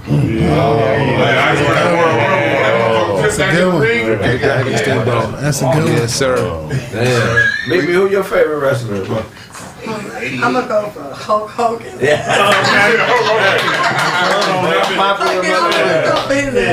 Dropping the N-word with the hard Right? Davey Boy Smith, man. Davey Boy Smith from the British Bulldog. Oh yeah, British Bulldog was dope. Yeah. Who was yours? I'm probably either the Undertaker or Triple H. Triple H is my nigga. I had to go Triple H. Yeah, Triple H, hands down. Triple H. Yeah. He's the villain. The villain that you had to I fucked with The Rock too. The Rock was gonna be if I because Ultimate Warrior because I was a kid. But Yo. I started watching wrestling again because of The Rock. Yo. I got to go. See, y'all drop. He dropped 2. You can't drop 2. Triple H. My second one, straight up of all time, it might be number 1, is Ric Flair. Ric Flair. Ric Flair was the greatest. He's still pimping to. I follow that nigga on IG right now. Nobody. He was the coldest. You know he smashed Ain't nobody. Berry. Oh yeah, he did. He should have. I've been driving limos, wearing gold chains, robbing Mercedes Benz, and having mansions for years. Woo! That nigga was Cash Money Millionaires before it was. That was a smooth motherfucker right there. Motherfucker was dope, baby. Who talk more shit, The Rock or Macho Man? The Rock. More the Macho Man. I would say Macho Man talked more shit, but The Rock was the best shit y'all were all Macho time. Man is Rock's the greatest of all time shit. Buster Rhymes of wrestling, man. Wow, he's one of a kind. Ooh, brother. Memorable, man. Rest in peace. Why ain't nobody say Stone? Nobody said Stone Cold. He be on his tippy toes. Elizabeth, get me something to drink. He was on a Molly, man. Outside of my childhood shit with the Hulk Hogan and the best era was the Rock and Stone Cold. Like The Rock shit. to like The Rock, 99. Stone Cold, That Triple Rock H, all Stone that. Cold rivalry. Yeah, Nigga, all that. When that nigga Stone Cold had a beer truck, he came down and shot Vince McMahon with a thing of beer. That shit was fucking great. You watching wrestling at 17? You ain't get no pussy, huh? I started watching it again. 43 now. Nigga, you're 82. But I would say outside of Hogan slamming Andre the Giant, Oh yeah. is when Zeus showed up. Oh. Zeus, yeah. Wrestling was real right there. I thought No holds barred. I thought he killed Hulk Hogan. Yeah. In that movie, I was like, nah. in that movie, it was like, You thought it was just a movie, and then all of a sudden, wrestling come on the next day. This nigga is on the show. They Like, broke that fourth wall, man. I'm like, what? then the nigga showed up at Kraig house. Last The last thing I got, man, is man, this motherfucker, the GOAT, fucked around and unretired on y'all ass. Tom Brady. Yeah, he unretired and he said, I'm going back to the Bucks. So the NFL is on notice. Tom Brady is back out there. And shout out to Russell Wilson going to the Denver Broncos. Yo, they say they're trying to trade. They talking about trading him to the Niners. They saying that's why he came back, so they could trade him over there to the 49ers for a package. You trade Tom Brady. Well, he's from the Bay. That's what he wants. He was supposed to come back. He was talking about coming back and just going straight there, but he decided to come back and go to the Tampa Bay Bucks. No, you better trade that nigga. Trade Tom Brady. You ain't got no future. They're not gonna win next year. Man. He ain't elite, but he's 59, nigga. What the fuck? Playing like he's 27. Yeah, but get something for him. Yeah, that's something for him, man. I just want to say, I think trading for draft picks is overrated. You never know what these motherfuckers going to turn out to be. I want a proven what I'm product. saying? Yeah, proven product. Give me somebody who actually can get us to the promised land versus some motherfucker out of Appalachian State. Really? why I gotta be You better Appalachian get somebody better than Appalachian State. I'm just saying, Tom you Why can't it be JSU? That's where he went. He went to Appalachian. No, why can't it be JSU? I went to JSU Okay. and West Virginia Tech Well, North State University. and PCC. It was a real college. It was a film school. So shout out to y'all. But the worst part about Tom Brady coming back though is the dude who got his last touchdown pass. Oh, yeah. Because some dude sold it 500,000. Yeah, 500. Somebody got 500,000 to buy it on a football. That's just funny as hell. That lost all his He got another That's funny to 500,000. me. He probably He got more 500,000 to spend. He'll be all right. Can't they insure those purchases? I don't know. I ain't never thought about doing no dumb shit like that. Nigga do $500 every day. He be alright. Yeah. Okay, we're gonna go to a break. When we get back, more Kraig Facts. Yeah. Yeah.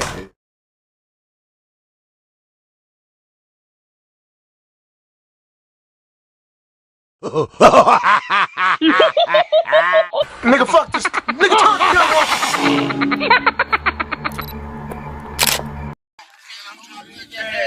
Old ass men get fucking body slammed. Yo, cause my name is Show. And this old ass nigga know Taekwondo.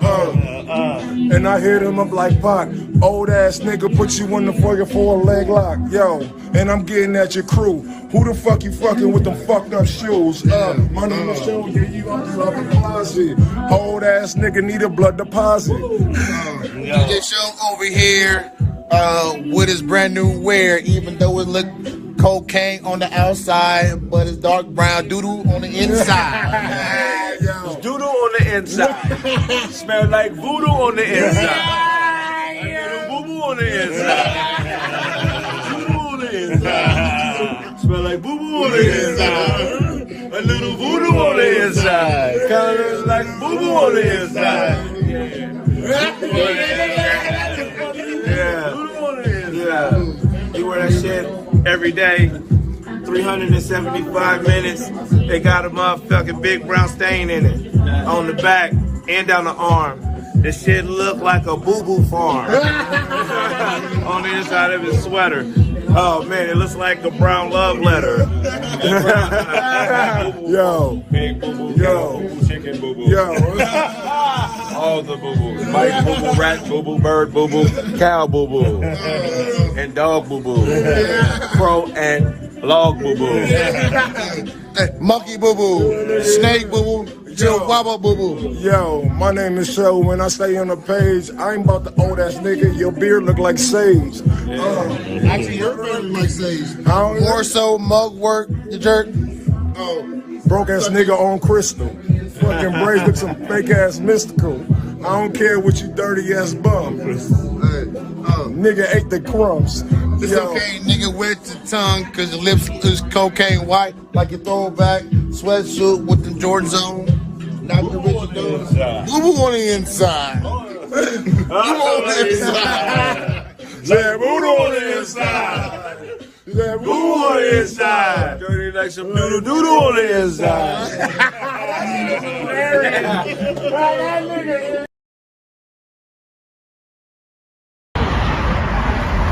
What's up, this Chili Baby, the legendary gospel gangster. Check me on Kraig Facts on Pharcyde TV, episode 198.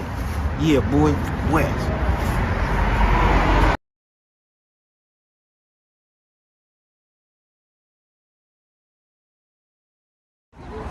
You know what it is, man. Worldwide in the building. AD Worldwide. I'm here today on Kraig Facts. Tune in.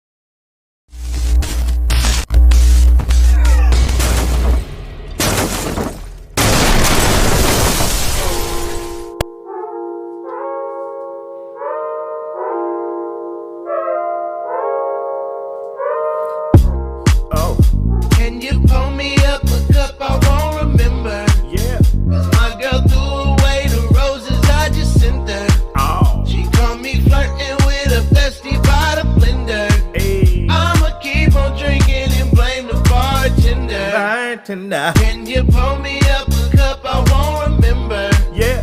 Cause my girl threw away the roses I just sent her. Oh. She caught me flirting with a bestie by the blender. Hey. I'ma keep on drinking and blame the bartender. Man, where did you get your bartending degree at? The DeVry Institute? Man, hey, that last drink that you made tasted like a strawberry Huxtable. Let me find out you up in here making cosmopolitans. You got to be the worst bartender that I've ever encountered. Can you pour me up a cup? I won't remember. Yeah. My girl threw away the roses I just sent her.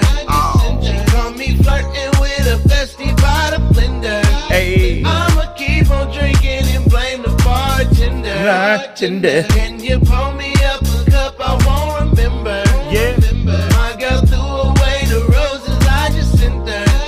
She caught me flirting with a bestie by the blender. I'ma keep on drinking and blame the bartender. Man, why was that last drink you made so spicy? Like, it didn't have to be that spicy. You in here making ghost pepper daiquiris, you know what I'm saying? Habanero margaritas. And was that last drink supposed to have pumpkin seed shells in it? Man, what is I need to speak to your supervisor, man. What is his extension? Cause I don't even know. What was that last drink you made? What you call that? A Dasani? A Arrowhead Mountain Spring water? Good drinks is hard to find around here, boy. I tell you, man. That drink that you just made tasted like a teriyaki chicken bowl. Your drinks is in here tasting like power steering fluid. Can you pour me up a cup? I won't remember. Yeah. My girl threw away the roses I just sent her.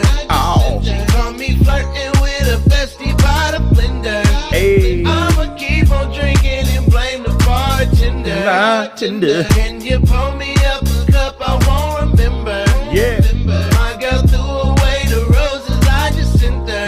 Oh. She caught me flirting with a bestie by the blender. Hey. I'ma keep on drinking and blame the bartender.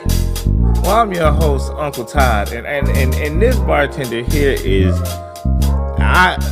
somebody need to put a C- in the window when you come up here to get a drink from this dude, because I seen him back here making gin and penicillins.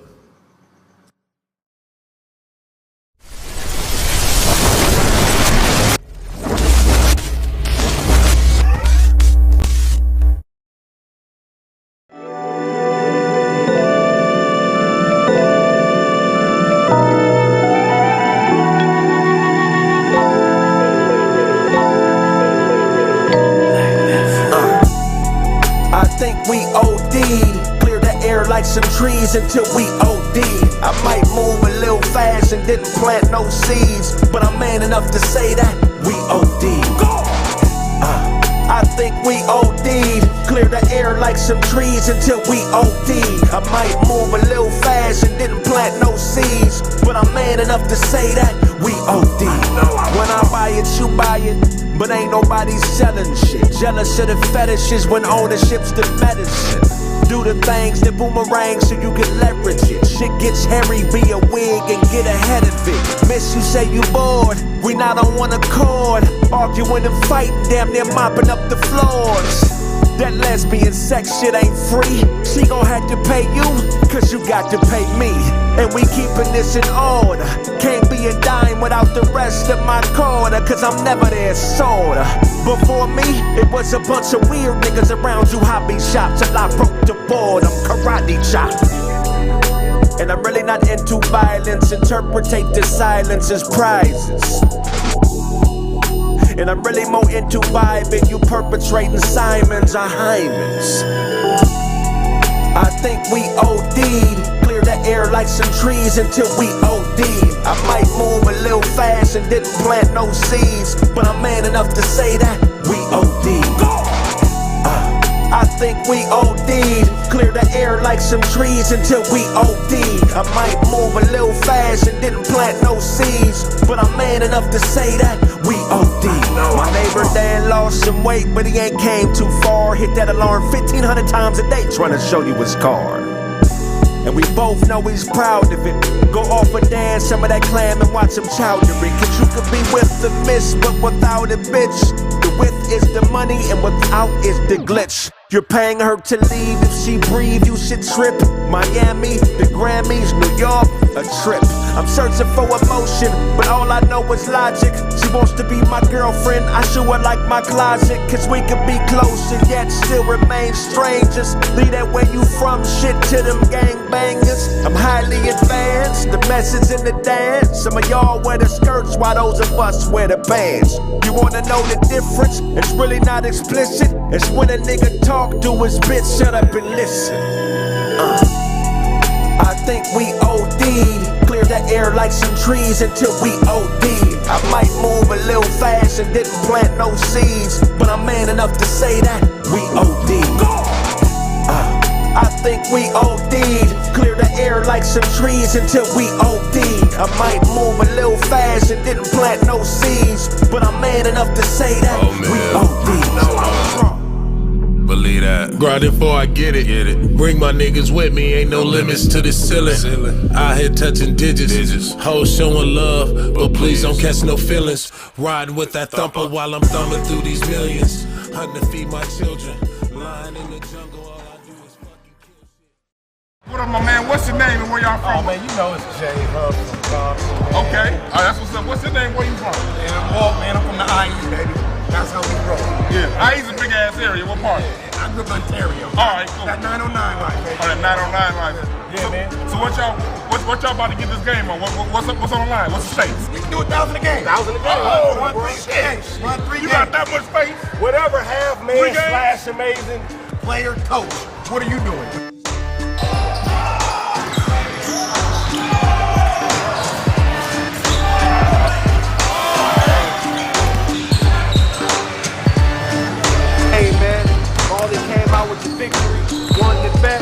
That's the 3K. Look, if you got a squad, man, sign up, hit that inbox, man. You can come play. Last 2 games was overtime, too. Oh, yeah, they both. Last 2 games was overtime. They cheated us a little bit. You can win another way, man. Playing the rest, man. You ain't take my money next time, though. I guarantee that one, though.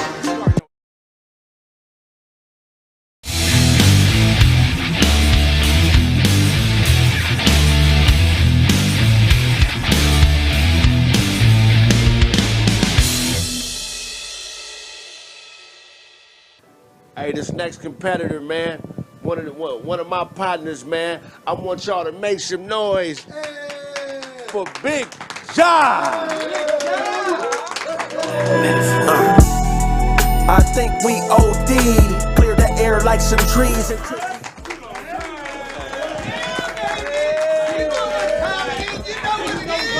know what it is. Hey, what's going on, Big Ja? What's going on, brother? Yeah. Man, tell us what you about to do to your competitor, man. About to stump a mud hole in his confidence, man. You know what I'm saying? I'm about to beat him down, man. I'm a dominologist. I do this. Hey, man. Tell the world where they can find you. Big Ja, 2 G's, BIGGJAH, all platforms, YouTube, Facebook, Twitter, Instagram, OnlyFans, all that. Yeah, nigga. Hey, man, let's roll. Let's get ready to rumble, man. Yeah, let's make it noise. Yeah. All right. Our next competitor, man. Man, this is one of my close partners, man. Got much love for him. Y'all give it up straight from Moreno Valley, Mobile, California. Y'all give it up for Lunch the General. Really not into violence. Interpretate the silence as prizes.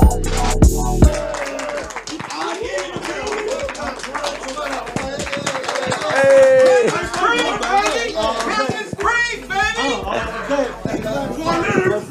What's going on, Lunch? How you doing, man? Chillin', man. Man, tell these people what you about to do to your competitor. I'm about to hit this nigga with a rock. This big ass nigga, David and Goliath type of shit. I'm gonna rock and hit that nigga. You know what I'm saying, That's right, man. Tell the world where they can find you.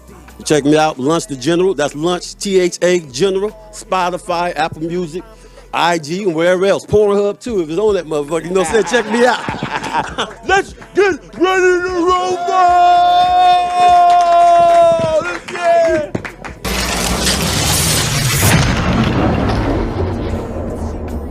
Hey, man, rules. Games to 100, 400. All right? If somebody calls bogey, that's 50 points, but you got to call the bogey if they play bogey. All right? And, yeah, games to 100. Let's rock. Mine's right here. Wow. 400. Bam. Let's do it. Somebody gotta watch this. Go ahead and do that. I'm like my man, it's my first and last time watching this. Got it. I'm allergic to the soap around this motherfucker. Let's go. Nigga look like he a little ashy. He allergic to soap. This motherfucker. Here we go. Yo, set his big ass up. Here we go. Get them kids at the street. They crying. Big 6 to the bowl. Yeah, man, ain't got it. I don't got it. Big 5. I ain't got that either. Big 4. Oh, no. Big three. All right, Don't boom. get no points. I'm not yet. Like I'm working that. on it, though. Setting it up. Uh-huh. Yeah. Breakdown, huh? Boom. We don't like that. Mm-hmm. We don't like that. Yes, I'm get a knick-knack. Oh, Patty knick-knack, White. Patty White. Okay. Give a dog a bone.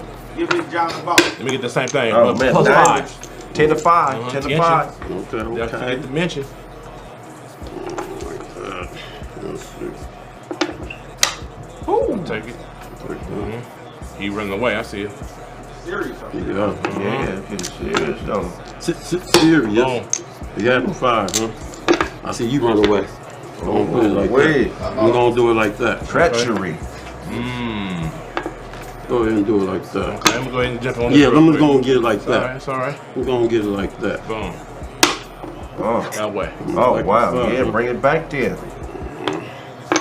Lay them down like that. Okay. Lay them down like that. Yes, sir. What's that? Ain't nothing real quick. Well, setting it up. 15? Oh my God. Domino. You got 10. Oh, my bad, my bad. Oh, Strong, nigga, strong. Yeah. 10 more. What's that, Doug? 30 to 10. Oh, okay. Ja got 10, Lunch got 30. For right now. Right now. It's lunch. For right now, it's all good. It's lunch. Let's eat. Let's eat Let's then, eat. man. It's lunch. Let's eat. Let's eat then, You know what I'm saying? Yeah. There go one. I like when this is I'll give you the first one. What my man say? Make sure they hot. Make sure they not so hot. Something like that. Yup. Plastic pans and all that shit. Yep. Yeah, the tree they crying. Y'all believe my hand is at home and shit. Yeah, it's all good. Told you my shit 40 booty. to 10. 40 to 10. I'm knocking already. Hold My on. shit booty. Wow. Don't grab too many, though. Don't Oh, let booty. Wow. Hold on, I man. pull bullshit. Don't grab too many. It's all good. I don't like too many, motherfucker. I don't like too many. Wait. Oh, they're going. I ain't start slapping yet because I ain't really putting it down yet. What's this? Less than 0? 40 to 10. Lunch got 40, Ja got 10. Come on, John, say it ain't It's so. all good. It's all man. good. I really didn't like that. Uh-huh. Tension? Oh, we out the house. 50 I told to you 10. my hand booty, my nigga. 50 to 10. My shit trash right now. Oh. That way. I like what he's saying, though, really. I don't like that. Let me get an opening. Let me get an opening, my nigga. Side of the house.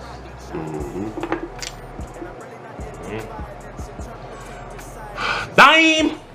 There we go. That There way. we go.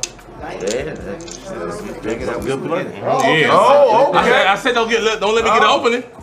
Same dime. Okay. Same dime. 60 to 20. That's cool. Get back over there, my nigga. Hey, oh. Adolescent, R. Kelly. Oh, my God. R. Kelly, adolescent. Okay. Adolescent. R. Kelly. I'm got them up. Yeah.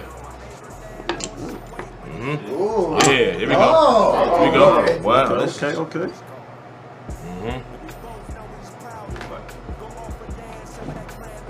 Yeah, thank you, buddy. R. Kelly. Another Bump and grind. He need 10 to go. It's 90 to 20. Let's go. Man, he is kicking. Hey, yo, John. Hey, my hand was trash from jump though, and niggas at home gonna see it. Y'all watch this, y'all gonna see my hand was trash from the jump. But I'm a savage. I'ma still rock with it. Did you get 7? Here's the bigger ass. Okay. Wait, it's money. There's some money out there. Definitely some money out It's there. a biblical. Hey, I'm still over here. I'm still bullshitting. There's some money out there. This is a personal aspect. Personal. What you doing? Do I need to go, Greg? This is a biblical. Do I need to go? It is Sunday. David and Glenn. Let's call it. What scoreboard? 90 to 20. Oh, yeah. He is kicking your ass to the max. Hey, fuck all that, nigga. Hey, don't worry about that shit, man. Let's go, man. Let's go. It's all Let's good. go, baby. Get him up out of here. Oh, that's my ass nigga. Okay. I had to domino, man.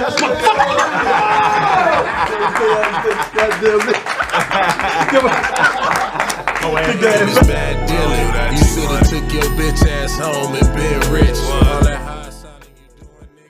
Yes, sir. It's your boy Lunch. Y'all know how to get it. How I get it. Yeah. It's lunch. Let's eat. I'm about to be outside like this. Hey, y'all get this big nigga, man. I need 10 niggas to get this big nigga, man. It's your boy Lunch. I.E. finds Mobile, baby. Y'all know how I get down. Let's eat. Thank y'all for watching. Make sure y'all watch and subscribe. If I owe you something, you can get it from God, nigga. God. You don't knock me out like you used to. Are you knocking another bitch out? What bitch are you knocking out? Why don't you knock me out no more? Now we in counseling because I... They know me over there. The gangsters call me Square, but ain't nobody running up Ric Flair airs.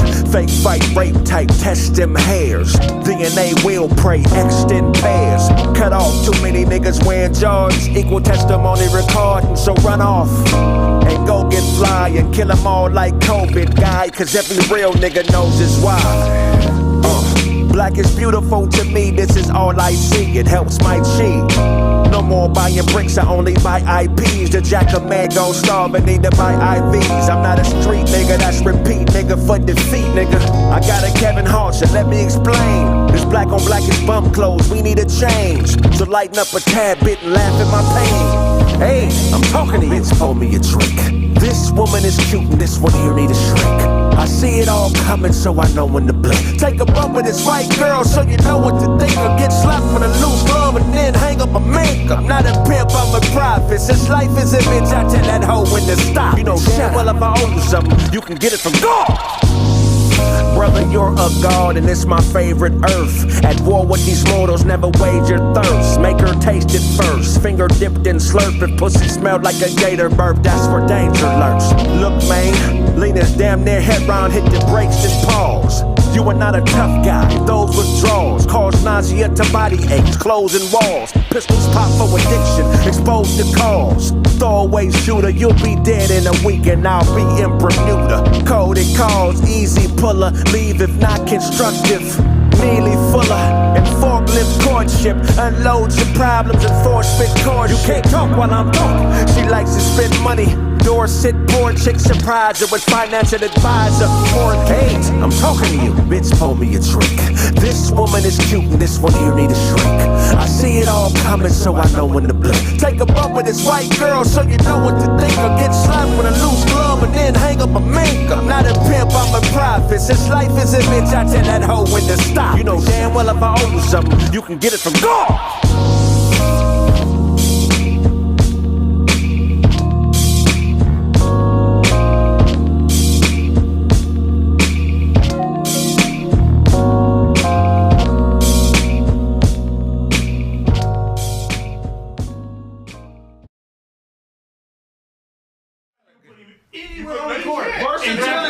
Versatility.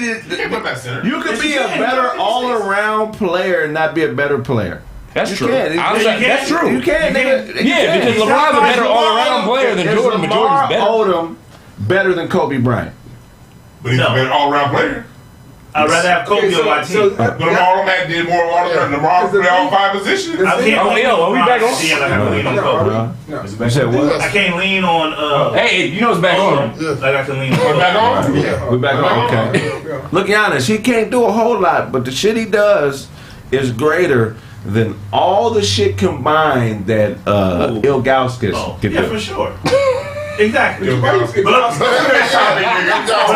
LeBron is top 5 record holder in every stat. So, Karl Malone was the second greatest scorer of all time, and no one ever put Karl Malone as the greatest player of all time. It was like, yeah, you got all the points, but you was still Karl Malone. No one knew he had all his points until like his later years. We all know people watch basketball. We all know.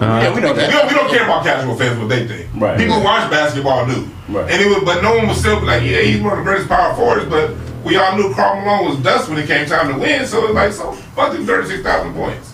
That's why Jordan stole the ball from came all the way back up and shot the winning shot. Yeah. All right, we're back. We're back on track. Snaps, what you got for us?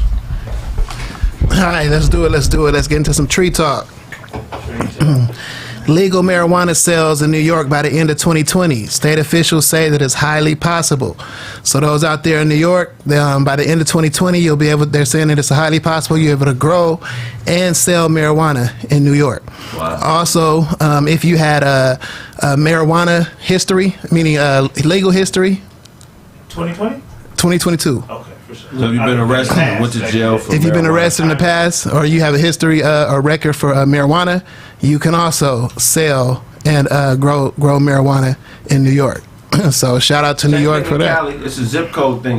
If you were arrested and grew up in a certain zip code, you actually can get a license to be a what do they call it, dispensary for free. So the controversy that's been happening is a lot of these rich white cats have been going in the hood looking for people who have marijuana offenses that live in certain zip codes, like in Compton, South Central, and they've been basically buying them out of their shit and not paying them. You know what I mean? Yeah, that's some ill shit going on right now. A lot of people don't know about it. Yeah, don't get it twisted. I'm sure I was in New York a couple months ago. You can definitely get marijuana out there before it all be illegal. There's people everywhere walking up to you. My thing with it is, I think they need to while they finally changed that, they need to change their cigar laws out there too. Because when I was out there, you couldn't find nothing. No Dutches, no Swishes, none of that stuff. If you're in New York, you are highly shortchanged in the cigar in the wrap area. Yep. Literally, I paid, I think, between $14 and $17 for a pack of backwoods, and 2 of them was messed up.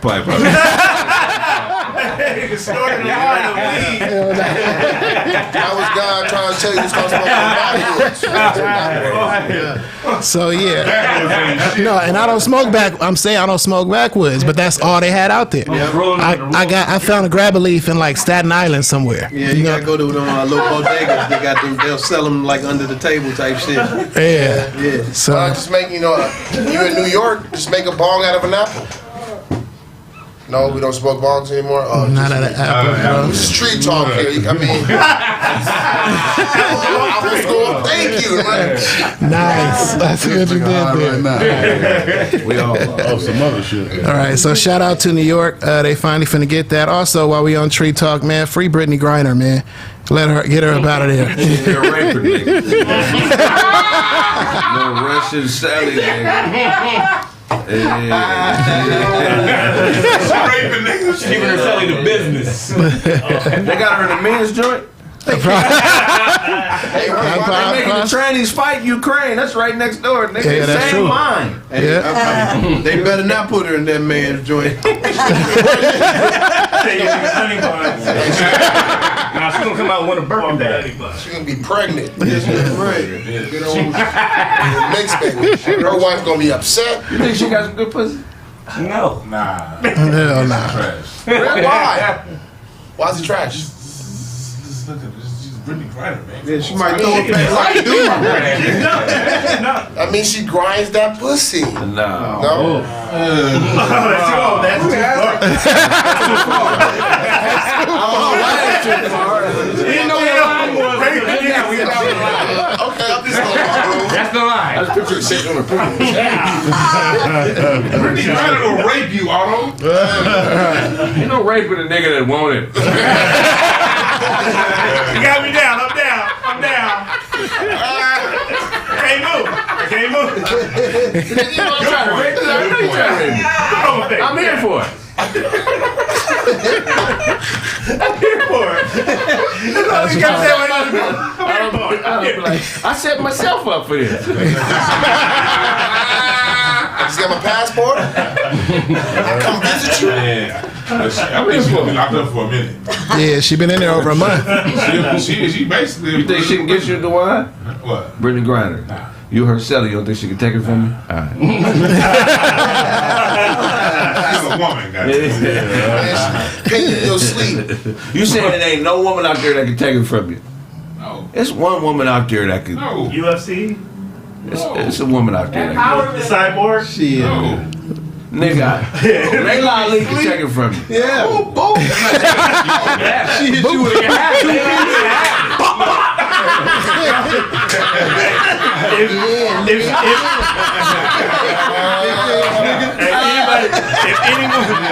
Any female fighter hit the one with a 2-piece, he's gonna be looking for the biscuit.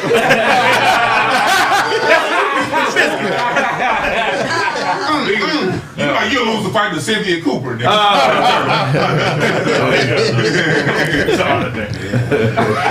think all of them bras in the WNBA can take time. All of them. Yeah. All right. Start time? You didn't start? We talking about starting? Oh, please, you beat up all the girls? You notice niggas didn't laugh because it was true. You know? Jokes ain't funny when they true. All them girls are beating him up. I second that motion. All right, check this out. Biden signs a deal. Biden signs a bill to take on a rising meth abuse. So since COVID, I guess the police confiscated 3 times more marijuana and meth paraphernalia than they have over the last couple of years. And meth overdoses are up 3 times than it was before COVID. So he put together a team to acknowledge the problem first of all, and then figure out ways to stop the meth epidemic moving forward. You know what I mean? Fuck Joe Biden. I mean, they try to fix problems. This the motherfucker who wrote 3 strikes laws. Now he giving the meth people help. Right. That nigga. This nigga just gave them all pipes and now he want to. What you doing with that? You just gave it to me? That nigga's the reed from them but trouble these days. Whoa. But let me ask y'all this: Put him in jail. If they should go to jail. And that's my question. If they gave that task to the Kraig Facts crew, you know what I mean, to come up with ways on how to stop the meth epidemic going forward, what should I think? Stop giving me that. If they white, they go to jail. If they white, they on meth. You had all that privilege, and you wasting all your privilege on meth. You're going to jail for 10 to 12 years. That's what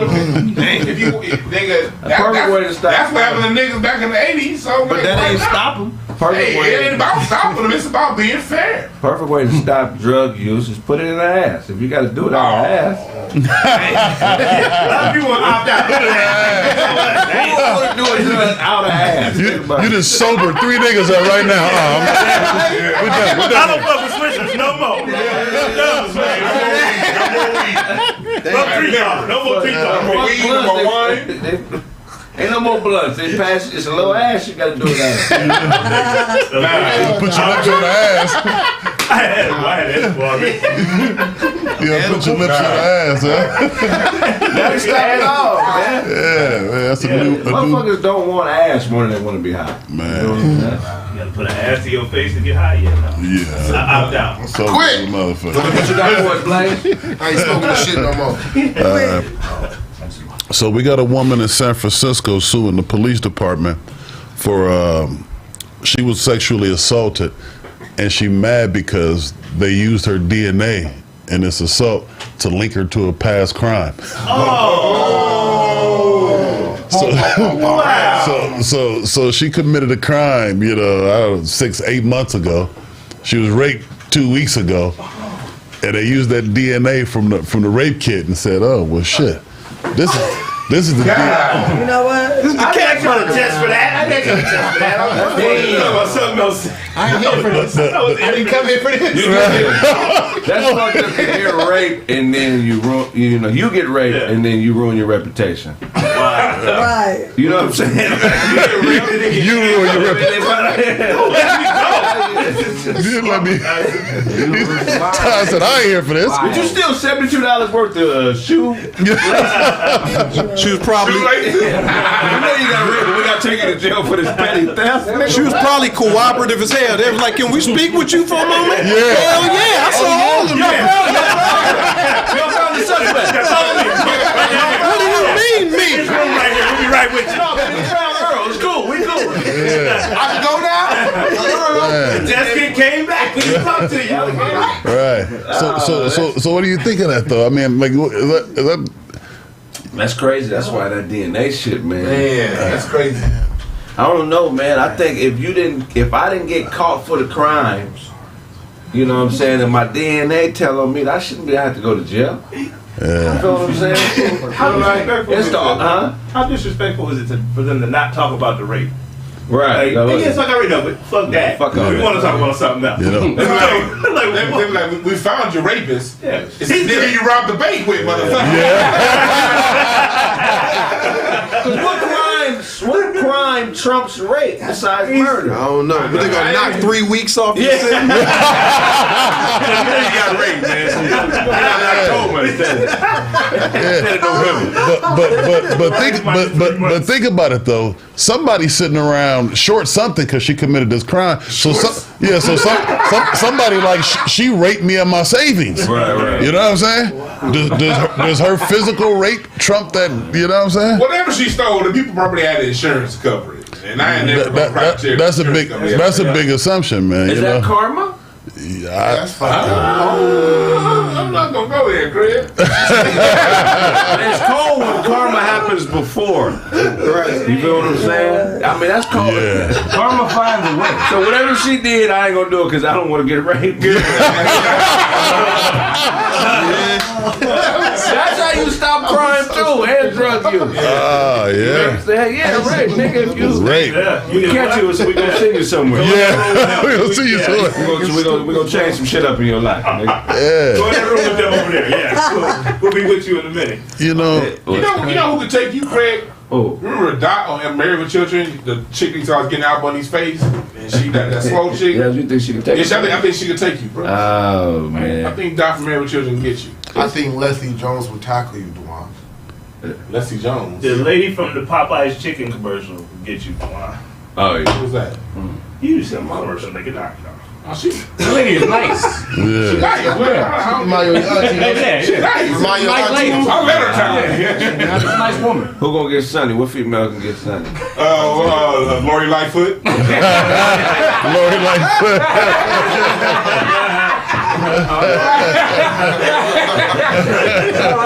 Halle Berry. That's a bad motherfucker though. Right. Lori Lightfoot. Yeah. Regular. Oh yeah. Sonny be in trouble fucking with Lori. Beat your ass with a cool Man. Yeah, that's crazy. That was you got one more. Yeah, so there's another lawsuit against Hertz Rent-A-Car place. You know, they also acquired Dollar Car Rental and Thrifties. A bunch of people have been getting falsely arrested based on reports that Hertz was putting out saying that the car is stolen. And that they tried to reach out to these people on multiple occasions. Dirty pool, man. Yeah, dirty pool, because these people got receipts, man. I just got off the phone with them. Like one dude got caught. He got COVID. He rented a car, was out of town somewhere, got COVID, so he had to quarantine somewhere. So he called them and told them, hey, I'm gonna be quarantining here. It's a couple of weeks, and he got the money. They billed him, charged him, and everything. And he's returning the car a few weeks later. I mean, he turns the corner that the rent-a-car place is on. Police get behind him. Before you know it, it's 5, 6, 8 cars behind him.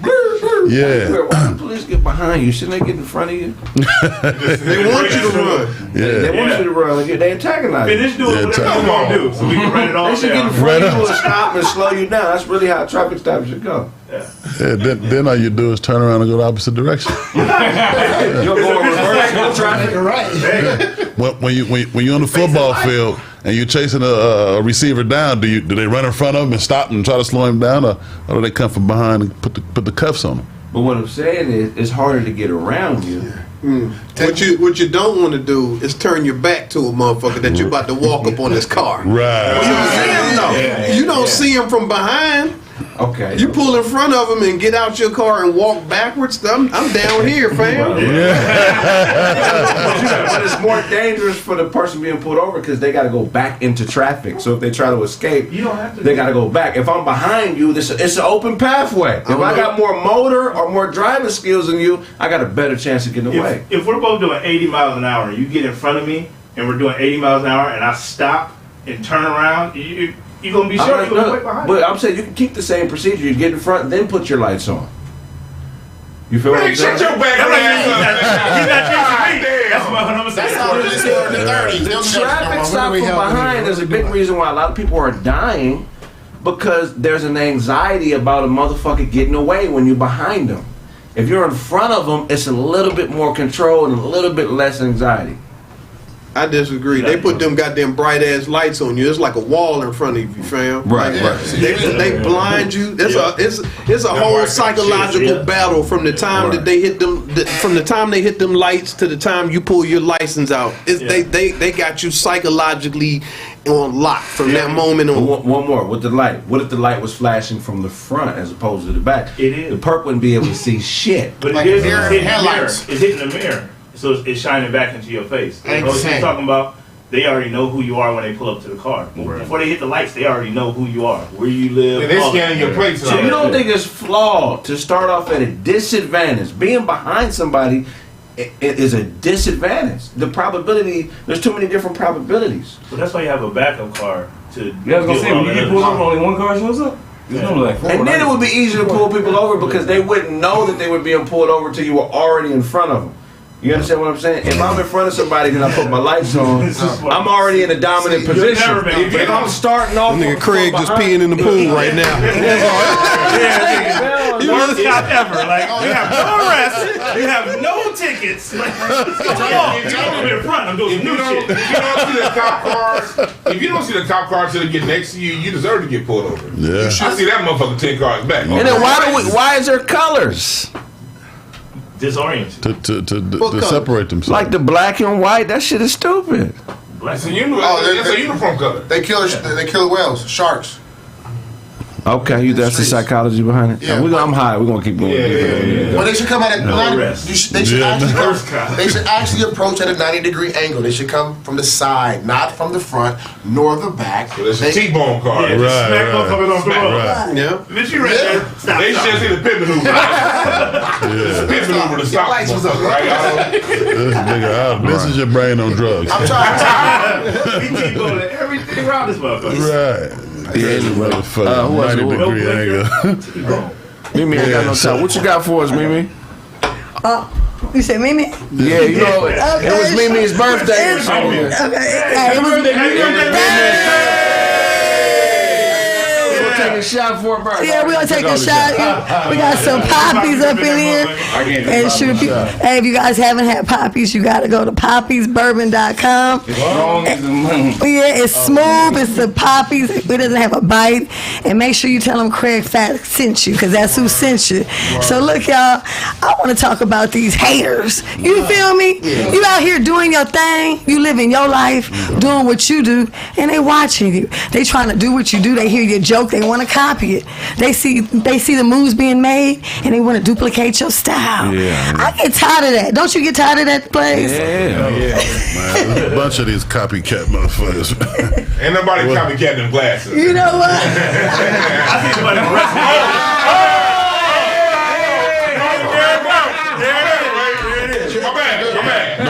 No further questions. They're an upgrade. All right. Shout out to myself. Hey, it's his birthday too. It's Blake's birthday? I'm making a joke. It's his birthday too. Oh, it's your birthday. It's my birthday too. Yeah, it's all our birthdays. With the Balenciagas. That's some funny shit. Yeah, so yeah, haters are everywhere, man. The thing about haters is they really don't exist. It's not, unless a motherfucker can stop you from making money. That's different. But imitation generally is the highest form of flattery. Yes, it is. Motherfucker ain't gonna give you props. They're just gonna do what you do. So hey, That's right. I love you for it. Hey. Yeah. Lovers gonna love. This nigga trying to kick off an orgy.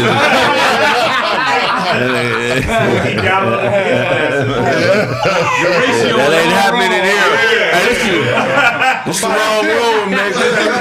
I'll see y'all later. This is the wrong room. That ain't happening in here. That nigga said, whoever win it, win it.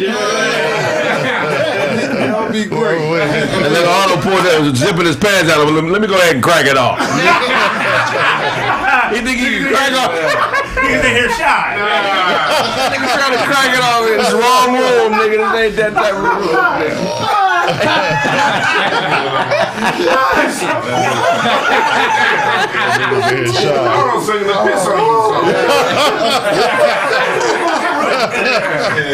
It's gonna start with me first. And it's gonna spread. They got a fistful of rupees. Looking for cups. Let me see. Check the poppy shops, man. Make sure they ain't been opening. Man. I don't have the bag earlier, man. They got one of them. Make sure the seal ain't broken. That nigga got one of them poppy bottles in them. Right.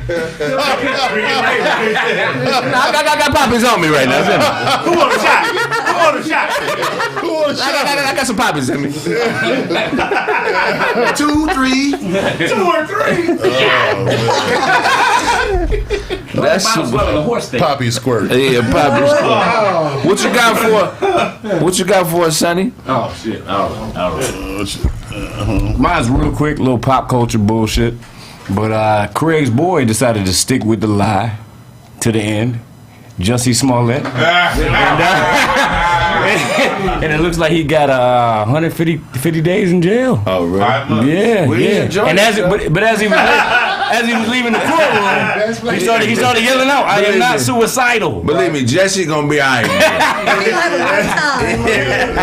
gonna make a lot of money in there. That nigga gonna be a star. He walked into the jail. He walked into the jail with entrance music. Empire, man. Little Empire intro. Ooh, there go Jamal. Sonny look like Jesse Stylist. Juicy gonna be all right. He got groupies in that motherfucker. They ready. They said, I get it first. Be mine first. Yeah, They taking turns. It's like a football pool in that motherfucker. Who's gonna hit first? Not Ray J. So they call you Juice.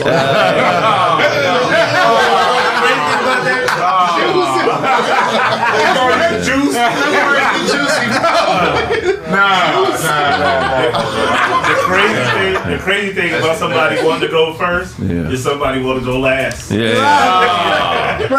That's nasty, nigga. This a nigga that already got a whole play written for him. That nigga, he gonna go in there and win an Oscar, I promise you. Man, somebody got a play written for him right now. Them niggas in jail they be coming up with shit. Yeah, like, you got a play, nigga? Like, this nigga. You killed 9 niggas and you got a children's book and a play, nigga? Protection. It's 26 pages. Protection. Yeah. No, he gonna be alright. They already know he coming in there with 3 or 4 bottles, 2 pounds, and a bag of shit. And ain't nobody gonna ask how he got it in there. He gonna be the man in there, bro. They already know. You gonna be singing in there. He gonna be the LeBron James. Top 5 in every category. The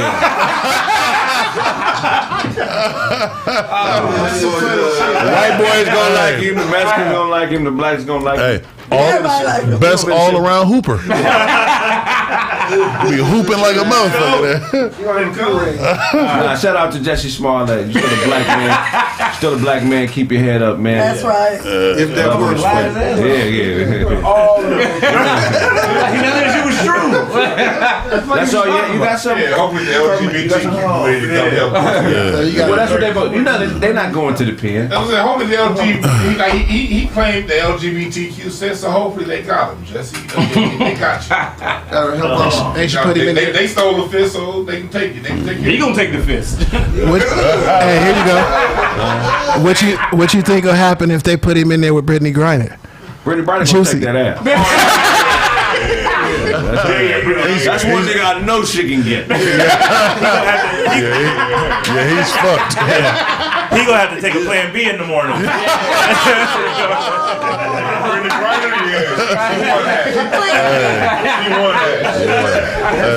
She won't let that nigga get up. Get off me. me. Off of me. Shut up, nigga. Stop. Just stop. Relax.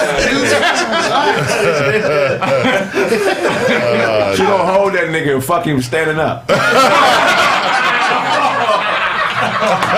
It's okay to cry. That's cool, man. Hey, so get that nigga, man. So what y'all think about that picture floating around the YG with his hand up the stripper butt? I ain't seen it. Y'all ain't seen that? No. Yeah, YG and them, man. Yeah, I should look.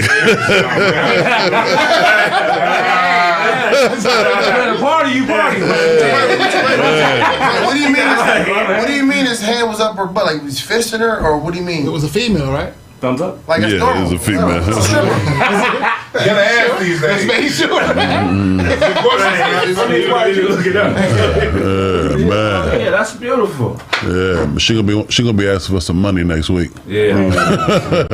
Right now she happy with the. You got his hand up her ass with a dress shirt. Yeah, it's a strip club. You can't see her face. That's the I can environment. anybody's ass. Yeah, That's the but environment. He's in the strip club now. If he's doing that shit in church, it'd be something to talk about. Yeah, shit. In the strip club, He dressed like he dressed like he's. She's still busy. we got a problem. James, anything you got coming up you want to promote? After the nigga stick his finger in somebody's ass.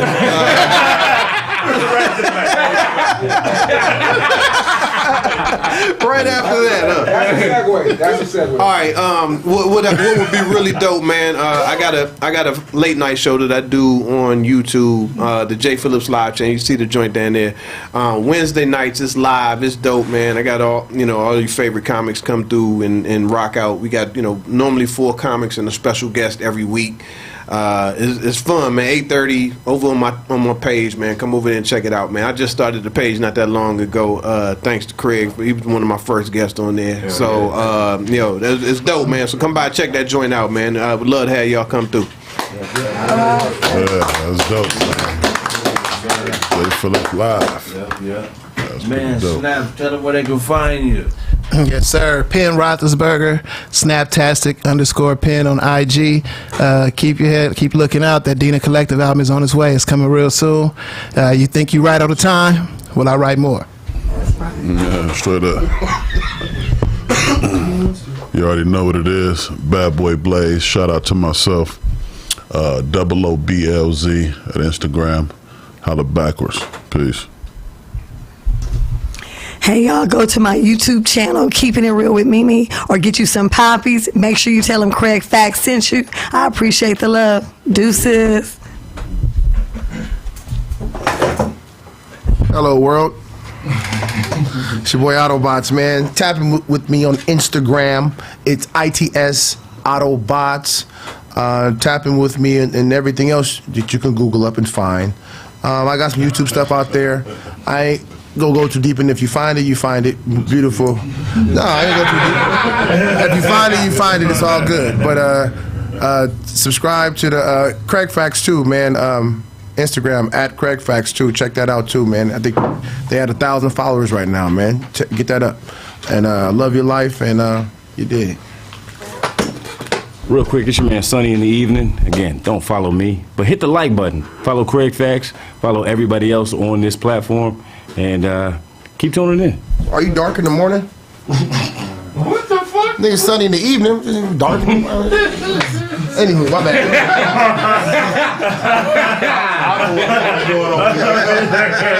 Do you wake up like this? All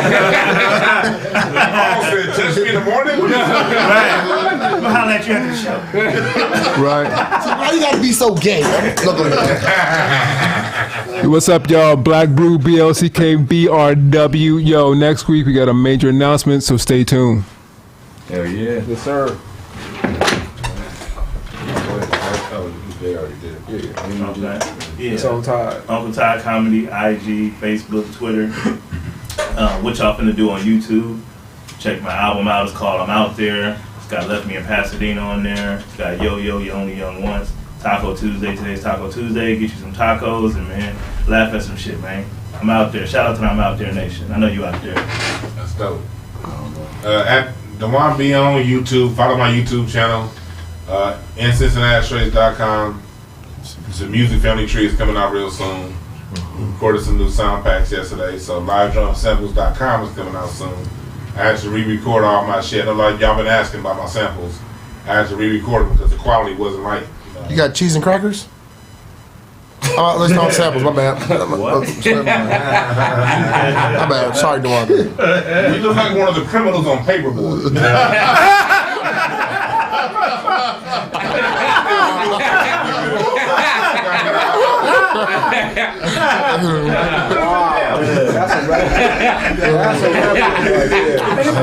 That's a hell of a reference. So that's it. Follow Kraig Facts and So a lot of the criminals look like that on that movie? Yeah. Nah, the game. Remember The game. Oh, Yeah. On Nintendo? It's still big. Come out on that skate. Nigga, I'm like, gang, gang, gang, gang, gang. I was like, come out.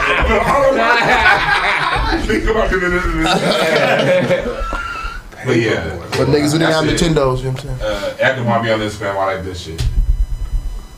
You good, Ty? Yeah, I'm out there. The whole family work at the donut shop today. You got a customized tackle box. That says Smitty 2 on it. That's funny as shit. I didn't even know you don't got seasoning to be shredded. Throw it out there. Man, that's good. We got this show April 9th at Club 402, man. I'm doing the podcast live here in Los Angeles. Yeah. Tickets will be available today. Make sure you purchase them immediately because the shows will sell out. 7:30 show and a 9 o'clock show.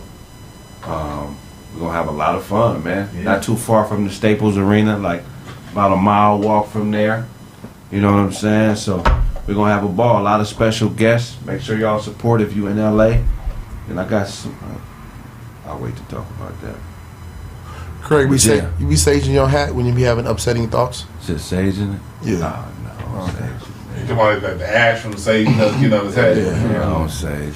Man, Man, this drink is crazy today. That nigga got mellow and shit. Yeah, I mellowed out like a motherfucker. Well, yeah, anyway, make sure y'all come to the show. That nigga just faded out in the middle of the yeah, baby, so get on over to the show. We got a show. It's be available at thekraigsmith.com. Make sure you purchase, very quickly. And if I owe you something, get it from God. Nigga, that's been this episode. Yeah. God is good to me. You didn't read none of that shit. No, I'm going to do it the next one.